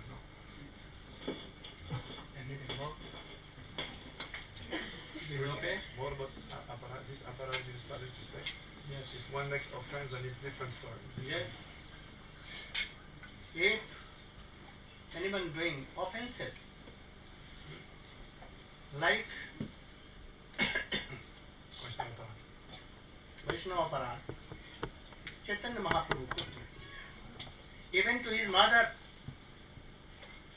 once told that Advaita Acharya, not Advait, but he is Dvait. Why? Because he made my son Vishwarup. And he became sannyasi, he separated us. Now he is also wanting that my this son gold, Nimai, should be separated with me. So he is not Advaita, he is Dvaita. Chaitanya Mahaprabhu, when he was going, giving Krishna Prem to all, then Sachima wanted to take Krishna Prem, but he refused to give it.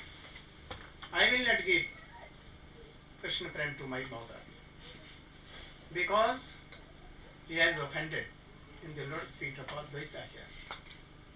Why she told like that? If she is going to him and asking pardon, Forgiveness. that he excuse me, and if he is satisfied,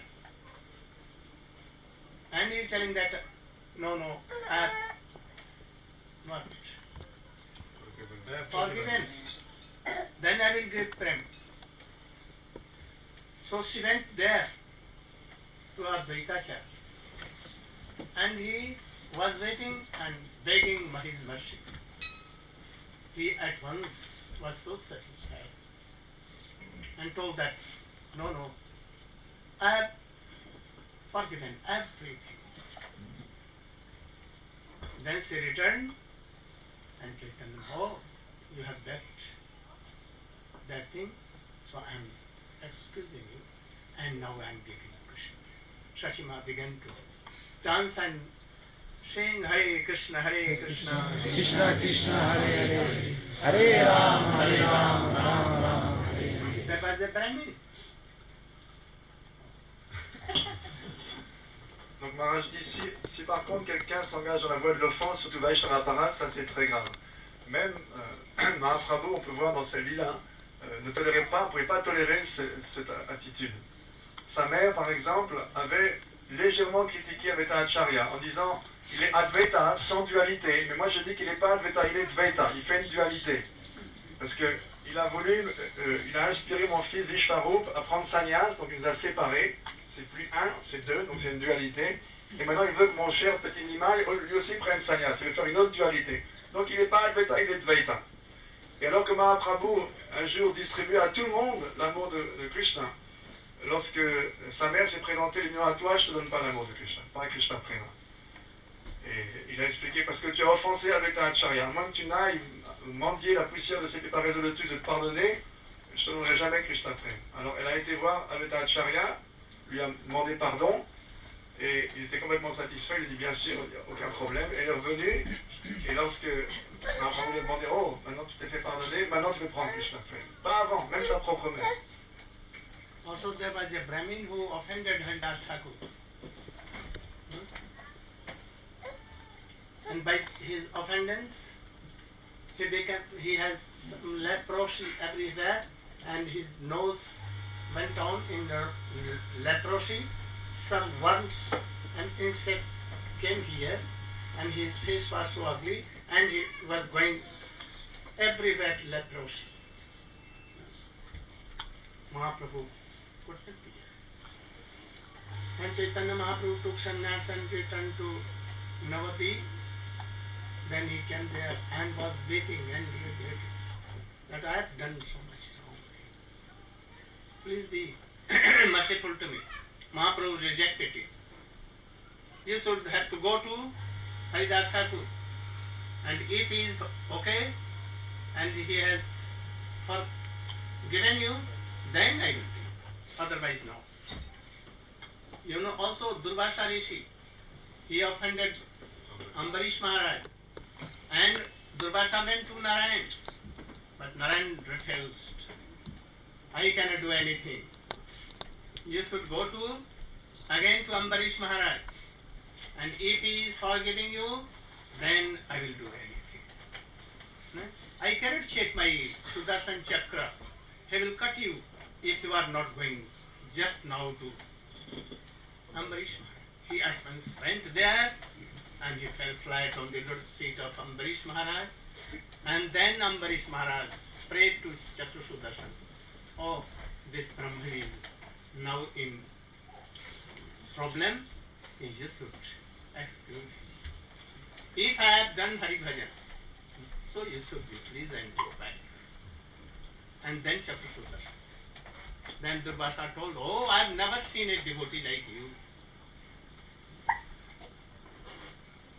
Narayan could not excuse me, but you have done this.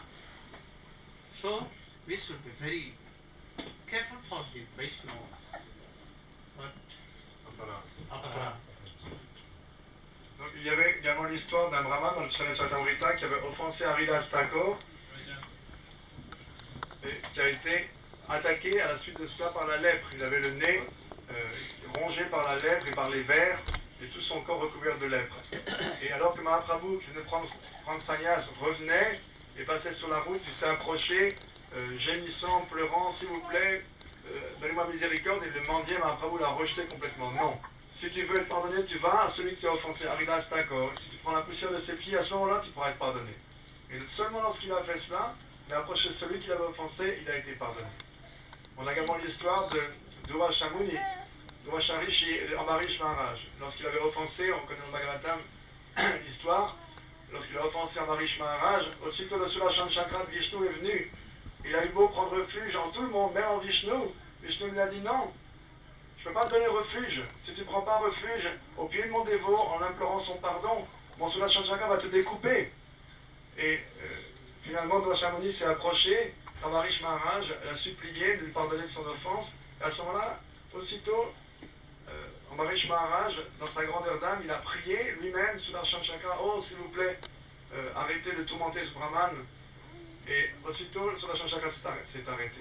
Et à ce moment-là, Devacharishi lui a dit, oh, jamais je n'ai vu un aussi grand dévot que vous. Donc ces offenses au Vaishnava sont les choses les pires sur la voie du service de dévotion, et il faut les éviter à tout prix.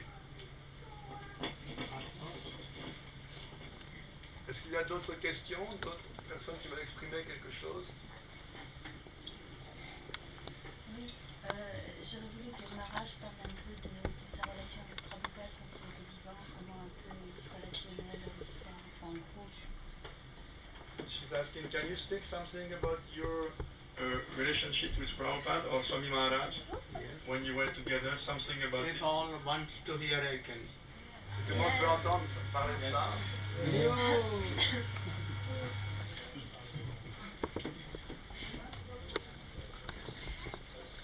We met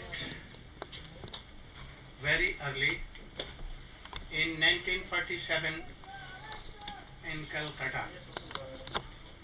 How many years before? 50 years. Exactly 50, half a century. 50 years before. You speak small, I can get. Maharaj dit donc qu'il a rencontré Prabhupada la première fois il y a 50 ans, en 1947 à Calcutta. He was quite young, energetic, and good devotee. He was friend of my Gurudev, very bosom friend. My Gurudev was sannyasi, renounced order, and he was in Grihasthadesh. Donc Maharaj se rappelle que Prabhupada était à ce moment-là très jeune, très enthousiaste, un dévot très très enthousiaste, débordant d'enthousiasme. Et lui et le maître spirituel de Maharaj étaient des amis de cœur. À ce moment-là, Prabhupada était un grihastha et son guru avait déjà pris sannyas. When he met with our Guruji, I served him. I gave him some fruits, some sweets, Mahaprasadam to him, and he became so much pleased to me. He asked me, from where you have joined? Where you came? What is your name? He asked me so many questions. And hearing all this, he became so pleased. So from then, often he used to meet, especially he used to come to our Gurudev. Gurudev made him the auditor general editor. Above all editors, chief editor in Bengali magazine and also in Hindi magazine, to whom I was editor. He was a very good writer, very good. He also used to sing so much, very kirtan, and he was a learned person.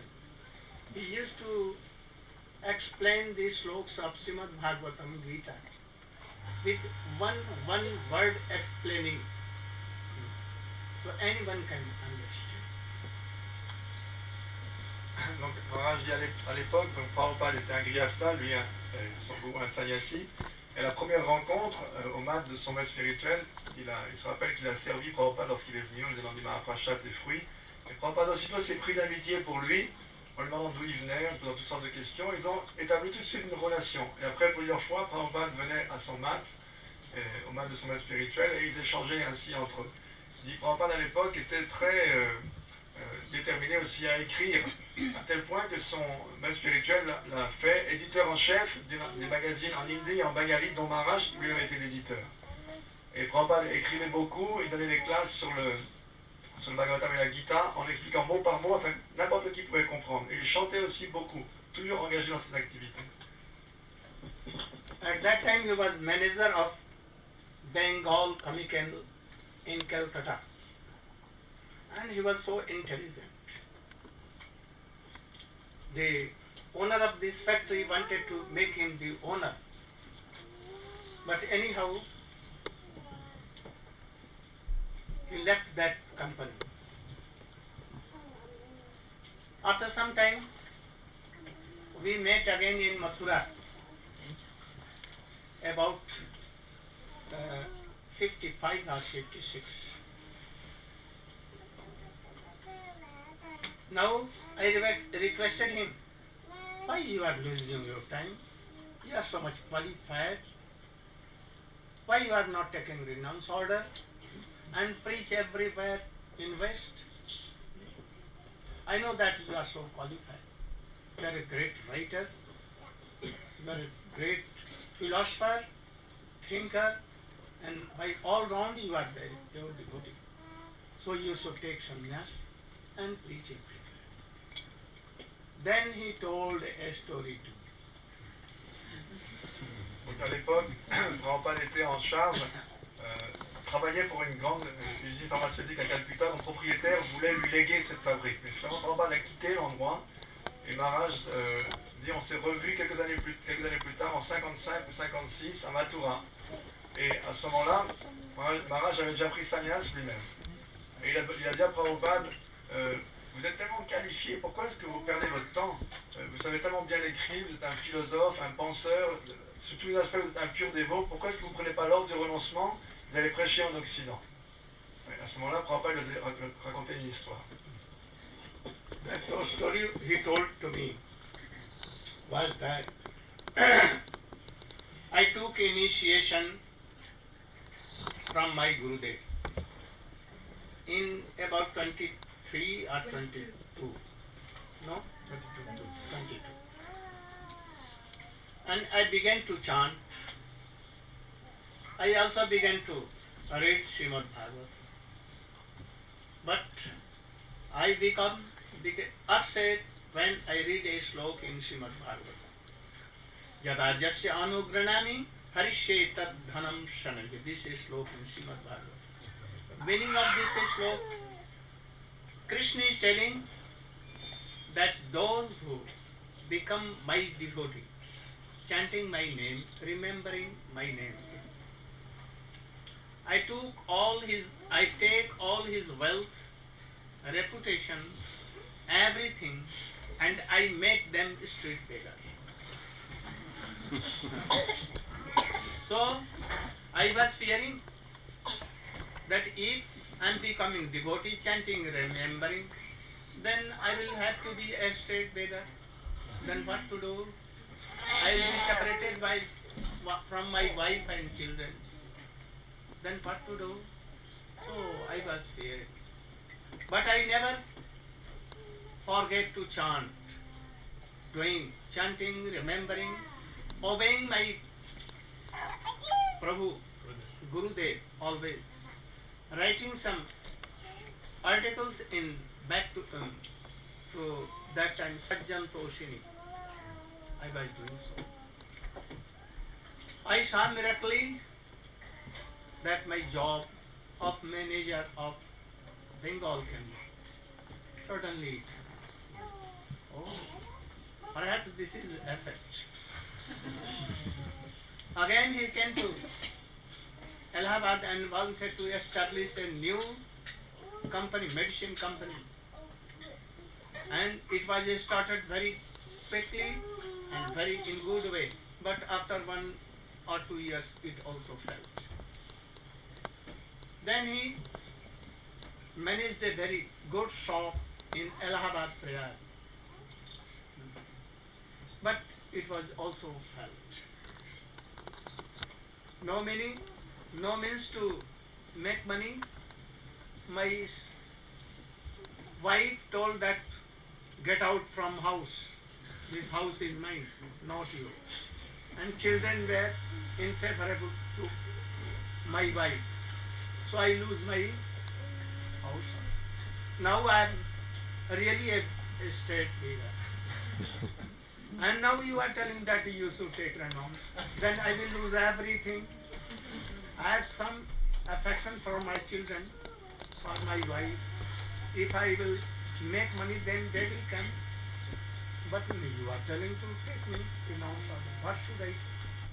I told my Gurudev was that also there. He told, then he accepted this. Yes, I will take precaution. And he has written in his letter to me.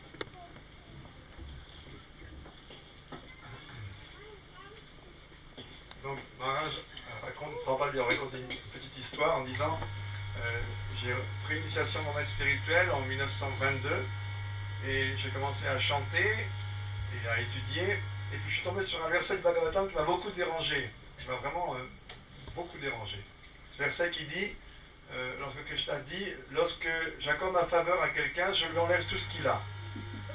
Lorsque j'ai lu ce verset, j'ai commencé à penser, oh mais c'est très dangereux cette voix, parce que si je commence à chanter, me rappeler de Krishna, il va me retirer tout ce que j'ai. Alors, bon, j'obéissais à mon maître spirituel, je continuais à chanter, mais à me souvenir de Krishna en suivant ses ordres, mais j'avais un peu cette appréhension. Et effectivement, j'ai obtenu un très bon poste de directeur général d'une grosse fabrique, justement une usine pharmaceutique à Calcutta, mais soudain ce poste m'a été retiré.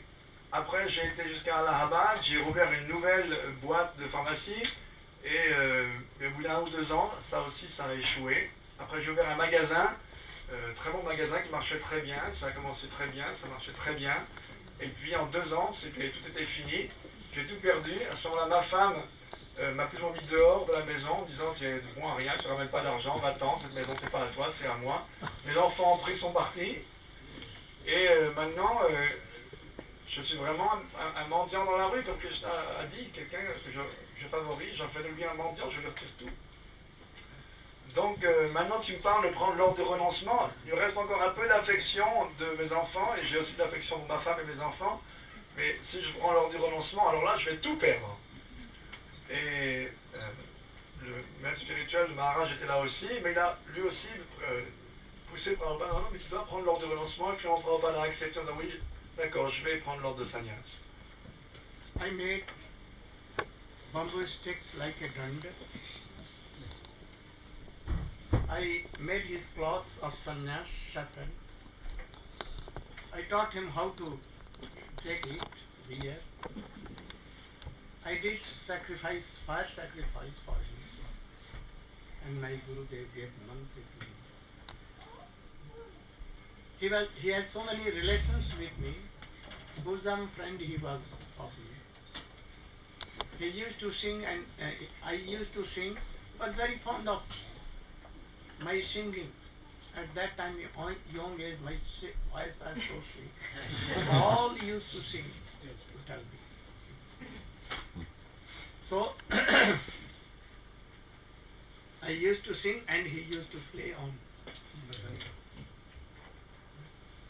And he used to give classes in Mathura. So I was bosom friend of him. I used sometimes to cook for him. Everything, arrangement for him. He used to, in night he used to write, translate Srimad Bhagavatam. And from Mathura 3 volumes of Srimad Bhagavatam were printed, published in Delhi. He was, at that time, he was making any easy journey to other planets. He was also translating Gita there. After that, I always used him to tell my Shiksha Guru. I treated him like this, Shiksha Guru. Also, he has one relation that he took sannyas from my Gurudev. So he is my god brother also. So there are 3-4 relations. When he took sannyas, I went with him to Delhi. He told me to come and help. And in preaching I was with him. In Jhansi I was with him. And when he went to America, he told me to manage his whole books. I should send it to New York. Second 22, 26 Second Avenue.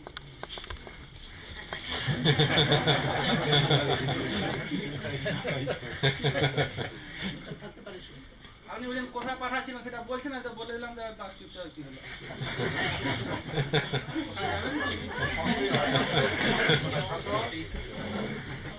ওখানে কি যাবেন? Donc Maharaj, donc poussé par Narayana Maharaj et par le maître spirituel Narayana Maharaj, Srila Prabhupada a pris sannyas. Et c'est Narayana Maharaj qui a fait son danda, qui a pris les bambous pour faire le danda de Prabhupada, qui a fait le feu de sacrifice, qui a teint son habit de sannyas et qui lui a appris à mettre un langui de sannyas. Et à la suite de ça, Prabhupada est resté un certain temps à Mathura et il chantait. Prabhupada aimait beaucoup la façon dont Narayana Maharaj chantait. Il dit à l'époque, j'étais jeune, j'avais une jolie voix, tout le monde aimait bien ma voix. Alors on lui dit qu'on aime encore bien sa voix maintenant, elle est toujours très belle. Et donc Prabhupada, lui, jouait le mridanga et Maharaj chantait. Ensuite, Prabhupada a commencé à écrire. C'est à Mathura qu'il a pratiquement rédigé ses 3 premiers volumes du Srimad Bhagavatam. Également, il écrivait Antimatière et Éternité à cet endroit-là. Après, lorsque Prabhupada a été à Delhi, Maharaj a été prêché avec lui. Lorsqu'il a été prêché à Jhansi, Maharaj est également avec lui. Des fois, il cuisinait pour lui et il commençait à traiter Prabhupada comme son Siksha Guru. Et en même temps, ils avaient une relation un peu fraternelle puisque ils avaient pris sannyas du même maître spirituel, donc ils avaient une relation un peu de frère en Dieu. Maharaj dit en fait j'ai 3 ou 4 relations comme ça particulières avec Prabhupada, en tant que frère en Dieu, comme Siksha Guru, comme un frère, etc. Et on était des amis de cœur en fait. Je le considérais comme mon gourou, mais en même temps comme mon ami. Et lorsque Prabhupada est parti aux États-Unis, il a demandé à Narayana Maharaj de faire tous les arrangements pour lui envoyer des tas de choses, surtout ses livres. Tous les livres qu'il voulait envoyer, il avait une pièce de livres derrière lui, c'est Maharaj qui les a envoyés à New York, au premier temple, à 26e avenue. I sent him all the books. 26, I sent him all the books. They were in rotten condition, so dirty, that in making bundle and clear, I became sick.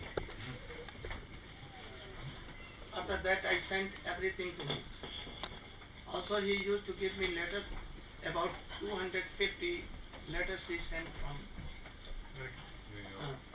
from everywhere. That I'm doing so much preaching here, there. And he wanted to be sent Mridanga, more kartals, deities of Radha Krishna and Gaur Nityananda Prabhu. And from Vrindavan, I used to send him all things. When he came first from America or Western country, I was the only one person devotee to attend at airport. And I with him, Kirtananand was there, only Kirtananand. I decided. And he came to Vrindavan. I also went to Vrindavan with him, preaching here and there. After that, again he came and he told that you should come with me in my preaching. He told repeatedly that I am alone, you should come with me. I told that I could have come, but I am serving my holy master, Gurudev. He is in Mathura here. He will return to Navadip, then I may come to you. So I will come. I want to come with you. But I could not come at that time. But no, I know that the devotees' words are always true. So, better Late than never. than never. So, I have obeyed his orders and I have come here. You should know that at the last time when he was so much sick, he called me. I went several times to him and I helped with my voice. Devotee. He was so much happy. But on last day, he was preparing to leave this sphere world. He called me especially. At that time, Tamal Krishna, Bhavananda, Brahmananda, and so many prominent figures went to Mathura and told me that Swamiji at once is reminding me and he is calling me. At once I left my all job and the evening I went there. He saw me and tears were coming. He took my hands in his hand. He wanted to take me on his own car, but I did pranam to that car and told that I should be in lower to you.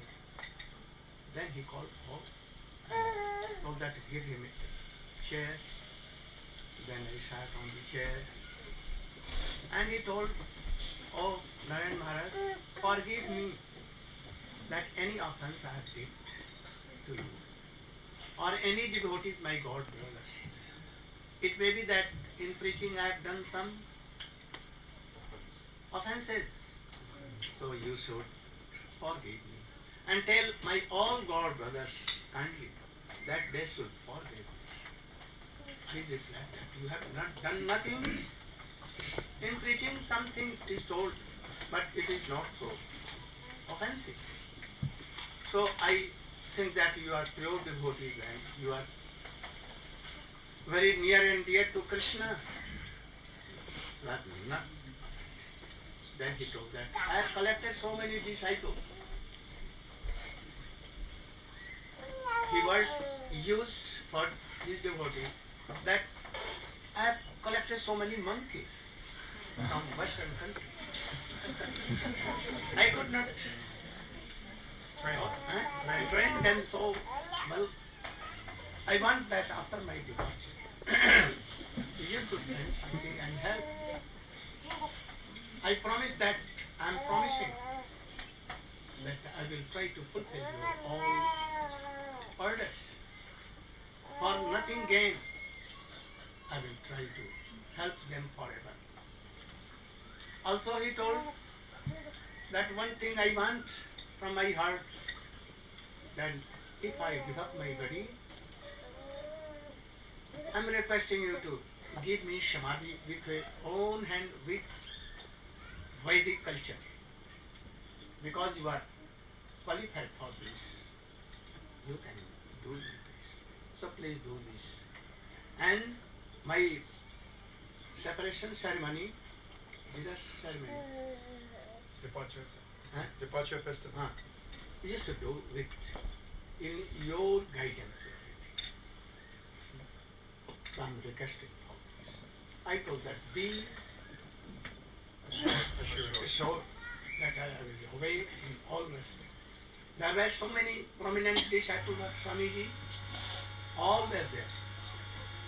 And all so many God brothers were also there. They were aged than me. They were learned than me. Like one Maharaj and so many. But he told that, no, I want that you should give me in Samadhi. I accepted. And next day with a big kirtan in Vrindavan, we gave Samadhi with Vedic culture and everything. Like Vaishnava Sampradaya, I gave him. And also I managed for his Viraha Utsav. And that is why I came to Western countries, only to obey.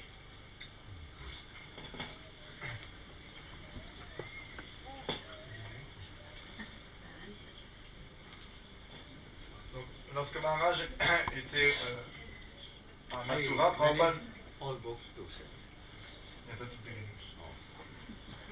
Prabhupada lui a demandé donc de lui envoyer tous ses livres. Le Maharaj lui a envoyé tous ses livres qui étaient en mauvaise condition, qui ont commencé à moisir dans la malle dans laquelle ils étaient. Maharaj se rappelle qu'il allait même tomber malade d'avoir toute cette moisissure avec laquelle il devait traiter. Donc Prabhupada lui a demandé, il a envoyé tous ses livres. Également, par la suite, Prabhupada lui a demandé régulièrement d'envoyer des mridangas, des kartals, des murtis, qu'il envoyait régulièrement de Mathura. Lorsque Prabhupada est venu pour la première fois en Inde, d'Amérique, avec Kirtanananda, son premier disciple, Maharaj était le seul à l'accueillir à l'aéroport. Ils ont été ensemble à Vrindavan, ils sont restés quelque temps à prêcher ensemble. Et pendant toute sa vie de prédication en Occident, Prabhupada a envoyé environ 250 lettres à Maharaj de tous les pays en lui disant voilà, je prêche ici, on fait ça, tant de dévots, tant de livres. Donc ils avaient une relation suivie pendant toutes ces années. Lorsque Prabhupada était dans ses derniers jours, il a appelé Maharaj à son chevet la veille en fait de son départ et il a envoyé ses disciples à Mathura, les dévots aînés, en lui demandant de venir, si vous voulez bien venir le voir. Maharaj avait fait tout ce qu'il avait, est venu tout de suite au temple. Et Prabhupada lui a demandé, Prabhupada en le voyant, lui dit ah, Narayana Maharaja, avec des larmes aux yeux, il voulait s'asseoir sur le même lit dans lequel il était allongé. Maharaj a demandé à vouloir s'asseoir plus bas que lui, parce qu'il le considérait comme son gourou. Donc il a fait apporter une chaise, il s'est assis. Prabhupada lui a dit j'ai amené. En Occident, j'ai ramassé tous ces disciples. Il a utilisé le mot singe en disant j'ai collectionné tous ces singes ici un peu partout dans le monde, mais ils ne sont pas très bien entraînés. Et une fois que je n'ai pas pu les entraîner tous personnellement, une fois que je suis parti, s'il te plaît, aide-les autant que tu peux. Et Maharaj s'est engagé, dit oui, je ferai ce que vous me direz dans la mesure de mes possibilités. Déjà auparavant, je reviens en arrière parce que j'ai oublié, Maharaj avait demandé plusieurs fois à Maharaj de venir avec lui prêcher en Occident. En disant, je suis tout seul, il faut que tu viennes avec moi. Maharaj avait dit, oui mon gourou, pour l'instant il y a la badouille, quand il revient, j'irai avec toi. Mais après, Maharaj a dit, j'ai jamais vraiment pu le faire, mais mieux vaut tard que jamais, maintenant je suis là, tellement d'années après, mais c'est pour obéir à ses instructions.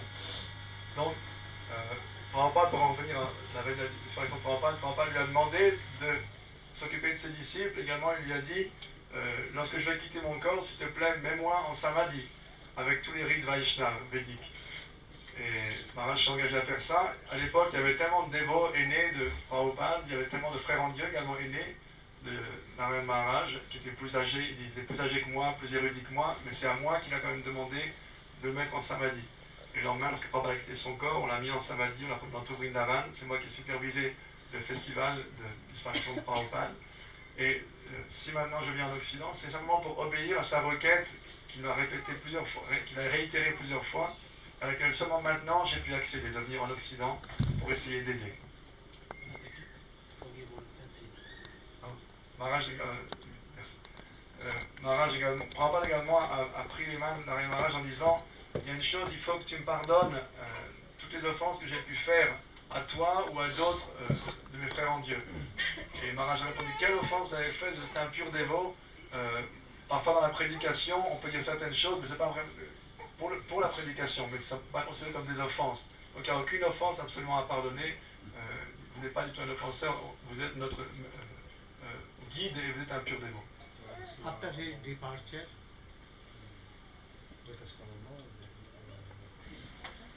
his son filed a suit against his own DBT or what is that? That these are all my property. My father was only a business person and he went to America for business. So this is not others. It was a very grave situation. All ISKCON members came to me and they requested me to be a proof. I was only proof. I have recited mantra. I have given danda. I did fast sacrifice. And in our Bhagavad Patrika, Gauriya Patrika, in Bengali and English, we have some proof written that on very day he took sannyas, all were there and every name and everything was there. But all has done only I was witness. They requested, I at once went to Bombay. I went Bombay 2 or 3 or 4 times. Whole day living in cold, waiting, discussing all these things. So, I wanted to prove this. I have so many proofs for this, that he was not businessman. He had taken renounce order with Vedic culture. But I have done so many things. I have glorified than any ISKCON member. I know that I am first his disciple, first disciple. From beginning, from 47, when there was no ISKCON at all, no devotees there. I think that many of devotees had not birth at that time. But now, I don't know why they are caring for me. I am still in the same mode to always to help ISKCON devotees. I want that ISKCON should be very strong thing. And they should preach the mission of Swamiji. I told something in the presence of Swamiji last day that I want to tell something. And he called all the renowned sannyasis. I was telling that don't think that Swamiji is dead, now going to die. He will never die. You should try to serve him. How you can serve? You should not quarrel with anyone, each other. Try to give respect to each other. And if you are doing so, you can control all the devotees by love and affection. Don't exercise your power. That I am sannyasi, I am this and that, I am GVC, I am controlling. Don't give any order. Try to follow Swamiji and serve in this way. He told them, oh, come on, all. And here Narayana Maharaja was sitting. So I told them that Swamiji has so many things to do, but he could not do.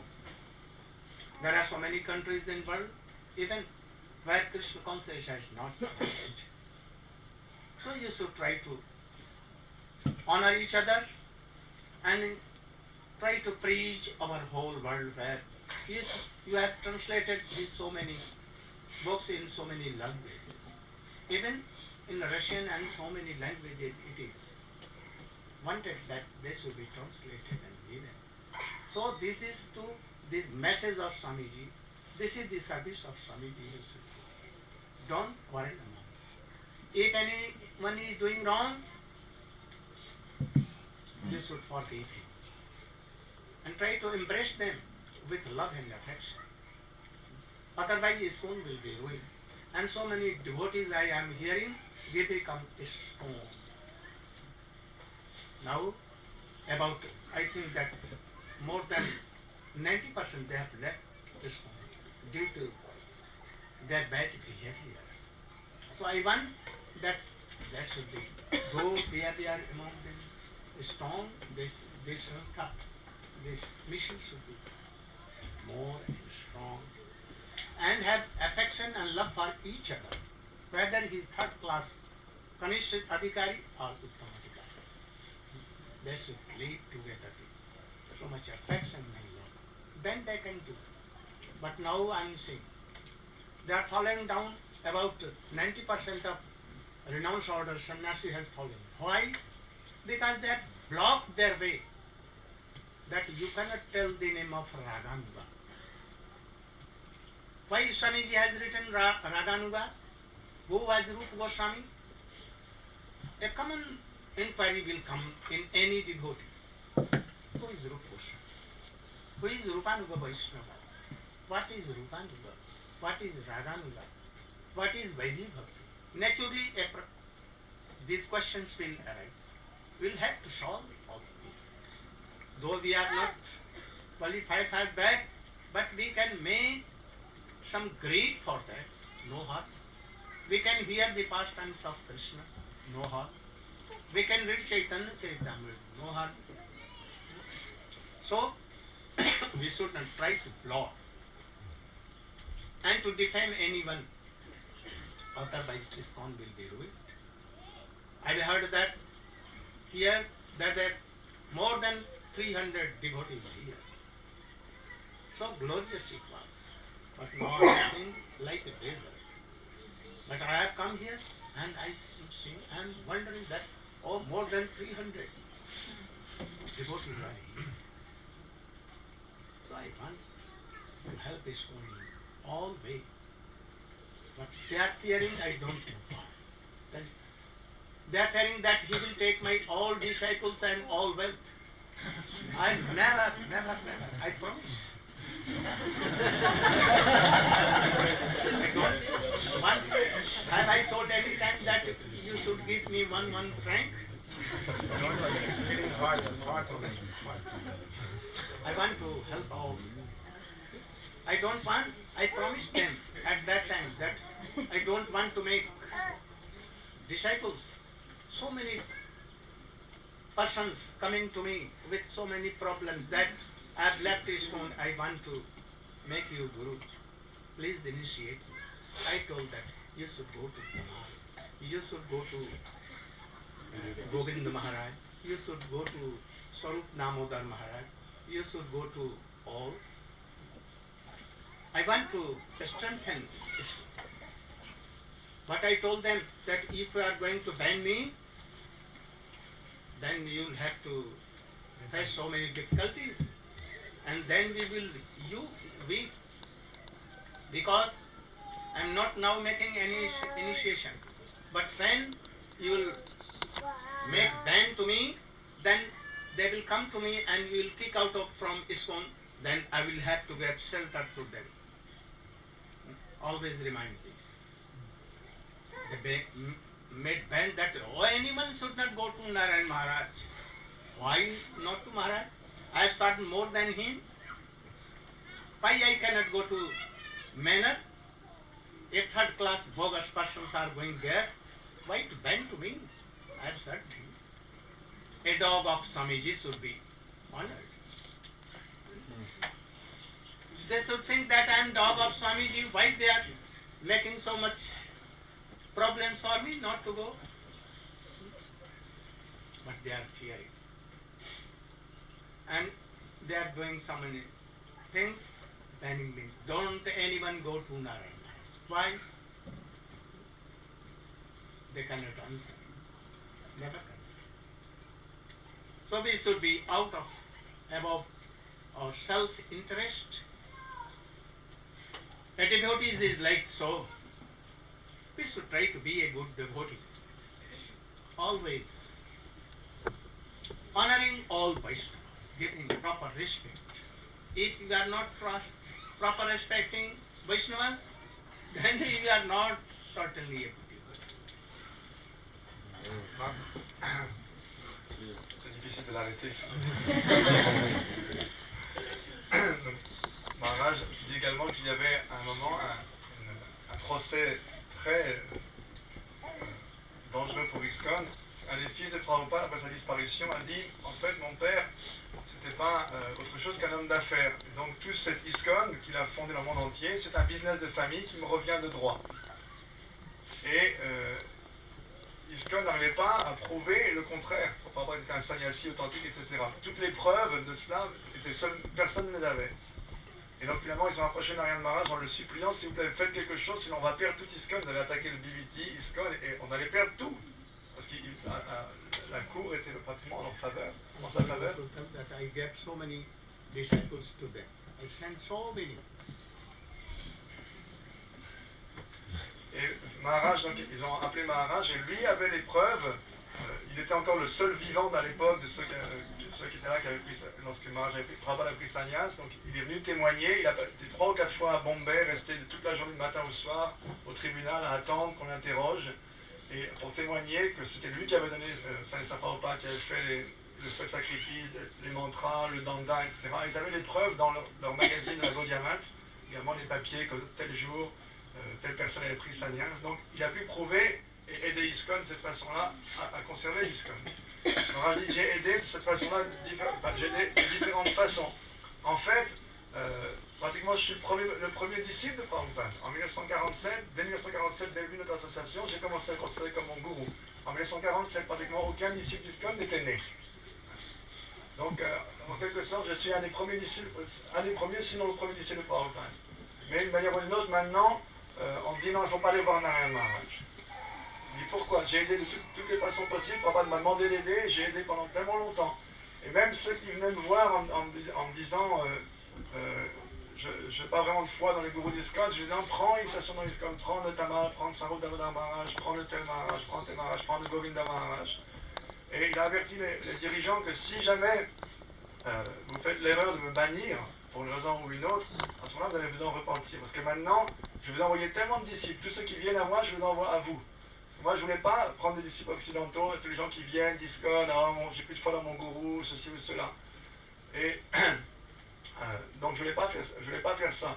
Mais je l'ai mis en garde que si jamais ils me mettaient en dehors, ils me bannissaient d'ISKCON, ou plutôt, ils empêchaient les gens d'ISKCON de venir me voir, il y en a beaucoup qui viendraient me voir, ils les rejetteraient eux-mêmes d'ISKCON, et à ce moment-là, je n'aurais pas d'autre choix que de leur donner refuge et ultimement les initier.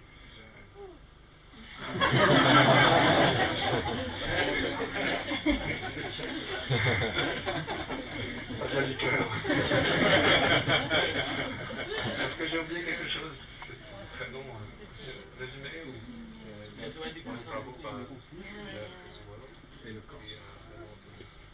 Ah oui, chose très importante. Quand Prabhupada a quitté ce monde, à ce moment-là, Maharaj a dit, je voudrais dire quelque chose. Et Prabhupada a dit, écoutez tous Narayana Maharaj, il a fait venir tous les grosses légumes, toutes les huiles, tous les dirigeants des ISKCON de l'époque. Et Maharaj leur a dit, s'il vous plaît, servez la mission de votre maître spirituel. Comment vous allez la servir? Ne vous querellez pas les uns avec les autres. N'essayez pas de contrôler les gens par le pouvoir. Vous pourrez seulement les contrôler par l'amour et par l'affection, par la confiance. Si vous essayez de faire autrement, vous allez ruiner ISKCON. Si vous commencez à vous battre pour les pollutions, ou essayer de contrôler les gens, tout va tomber. Et je vois, maintenant quand je viens dans ISKCON, je vois que j'apprends que pratiquement 90% des sannyasis sont tombés. Ici, il y avait 300 dévots, maintenant j'arrive, c'est un désert, à part maintenant, comme par miracle, il y a des centaines de dévots qui viennent. Mais tout ça, c'est dû au fait qu'ils se sont bloqués leur propre chemin. Bon, maintenant, il y a une autre chose qui revient à la tête. Aussi, ils ont dit une chose, on ne veut pas entendre parler de Raganuga. Tous ceux qui parlent de Raganuga Bhakti, ça sont les Sahaja, il ne faut surtout pas parler de ces choses-là.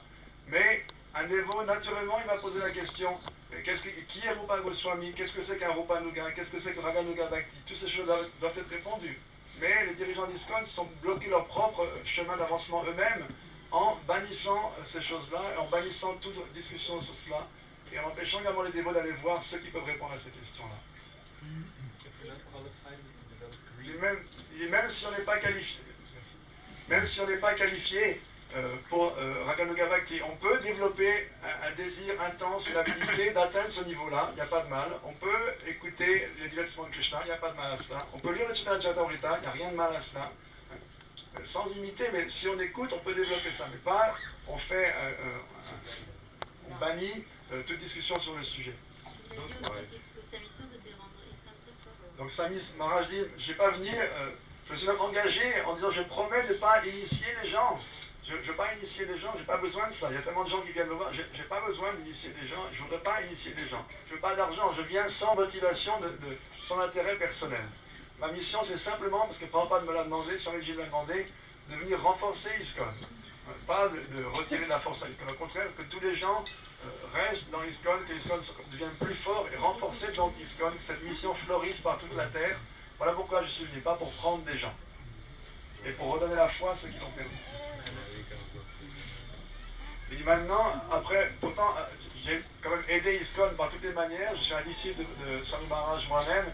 Mais on dit non, je ne peux pas mettre les pieds au manoir. Et même si un rascal de 3e classe peut venir, pourquoi est-ce que je ne peux pas venir? Un chien de Prabhupada comme moi devrait être permis, on devrait lui permettre de rentrer au manoir ou dans un temple. Mais non, vous ne pouvez pas mettre les pieds dans les temples d'ISKCON. Pourquoi est-ce qu'ils font ça? Mais cette question-là, quand je demande mais pourquoi, personne ne peut répondre. Tout le monde a honte d'admettre pourquoi en fait ils ne veulent pas que je vienne. D'autres points, j'ai oublié. Oui. En fait, Maharaj dit, on devrait rester très unis, même si quelqu'un tombe, est déchu, ou pas vraiment au standard, on dit, on devrait montrer de l'affection et pas se quereller les uns avec les autres. Rester tout comme une famille unie, la famille de Prabhupada. Et Maharaj dit, et je viens simplement pour aider à faire ça.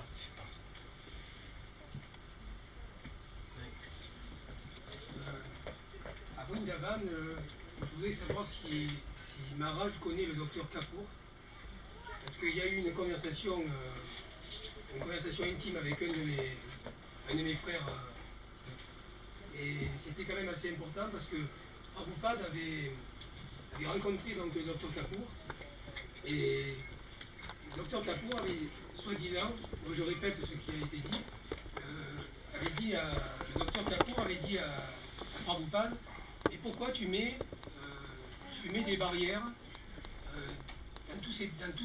dans toute l'organisation, pourquoi tu mets toutes ces barrières? Et il avait dit, les barrières vont tomber. Alors, je voulais savoir ce qu'en pense. De quelle barrière Ne pas aller voir ses frères. Justement, je voulais savoir ce que pense Maharaj de cette conversation qui était c'est tout frais, c'était au mois de janvier. Et donc, moi personnellement, je suis tout jeune, tout genou, mais quelque part, ça m'a un peu. Et quelque part, c'était savoir ce que Maharaj pense. Les barrières, les barrières vont tomber.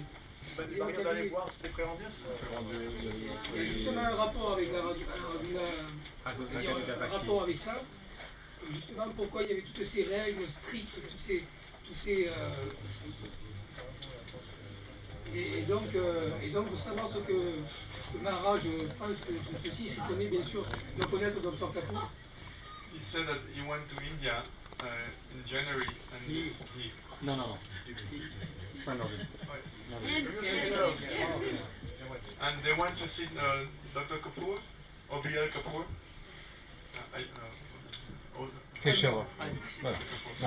And they had a conversation with him, and he said that he had asked to Swami Maharaj, why do you put so many barriers, so many fences like that?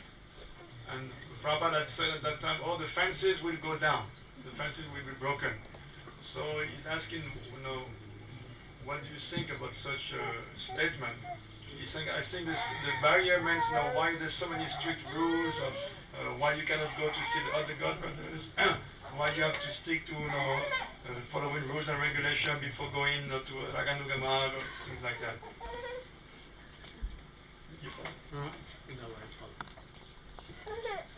Only to that he knew that all the devotees he has collected are neophyte.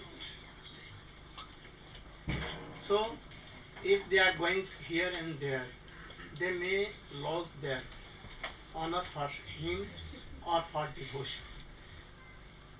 So, when they are punished, they said the rule and regulation that they should not go to so many places. That is why he has made some Restriction. protection. Fences. But that is why he told me that please excuse me that I have told. Only for beginners I have. Also, he has written in his Nectar of Devotion or what? Instruction. That bhakti is like a current. There are two kinds of bhakti, regulative and spontaneous. A devotee forever, he cannot be bound to be like Kanishtadika. Never. So he should come by regulative bhakti to Raganuga bhakti. But those persons who are always drowning in intoxication, always in self-enjoyment, gratification. They are not qualified to be in Raganuga. They must have some greed towards that. First hearing all this, then to proceed. So, he has told something like this.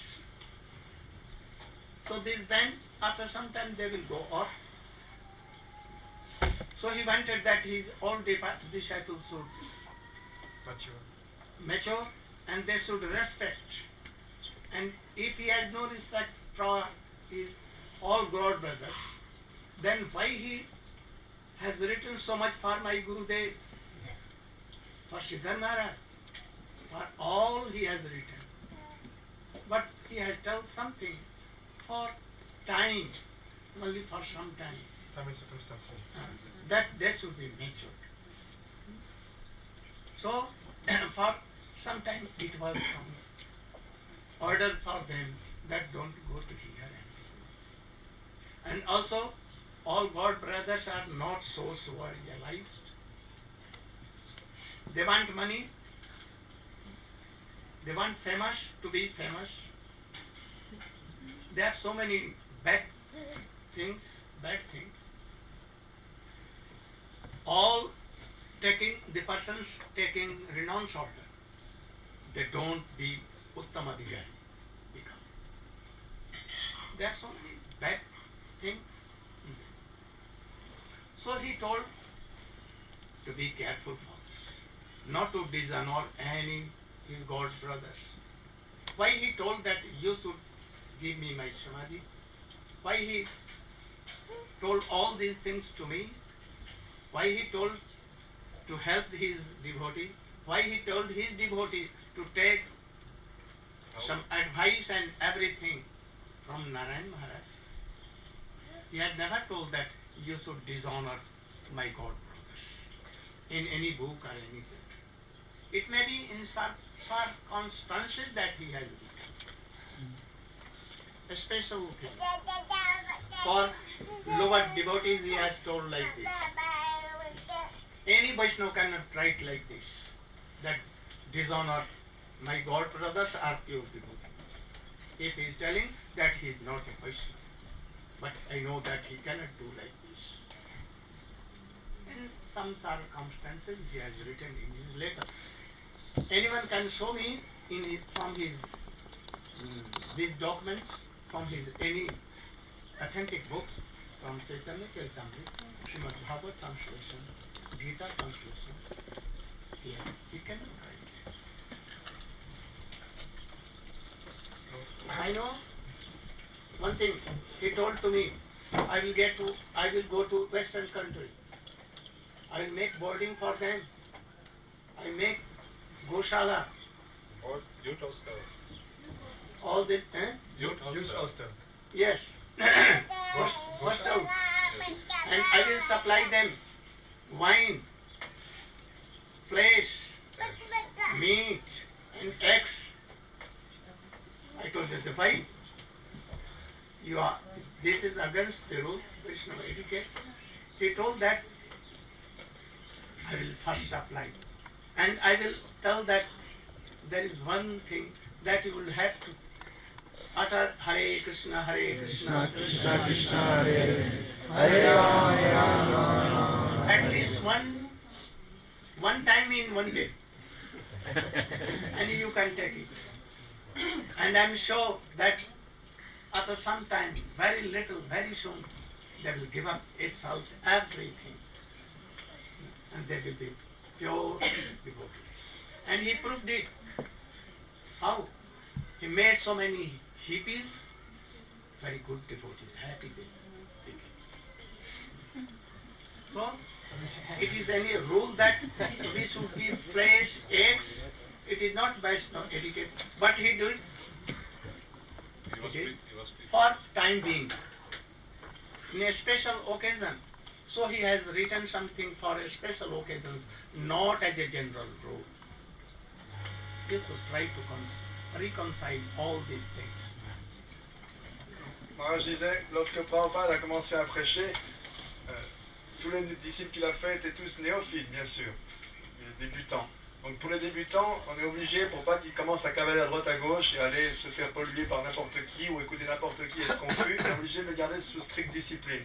Donc Prabhupada, selon les temps et les circonstances, a dit, n'allez pas ici, n'allez pas là, restez au temple, suivez, n'allez pas courir voir tous mes frères en Dieu, écoutez celui-ci, celui-là. Ça va juste vous mettre dans la confusion. Parce que les gens qui sont néophytes doivent être gardés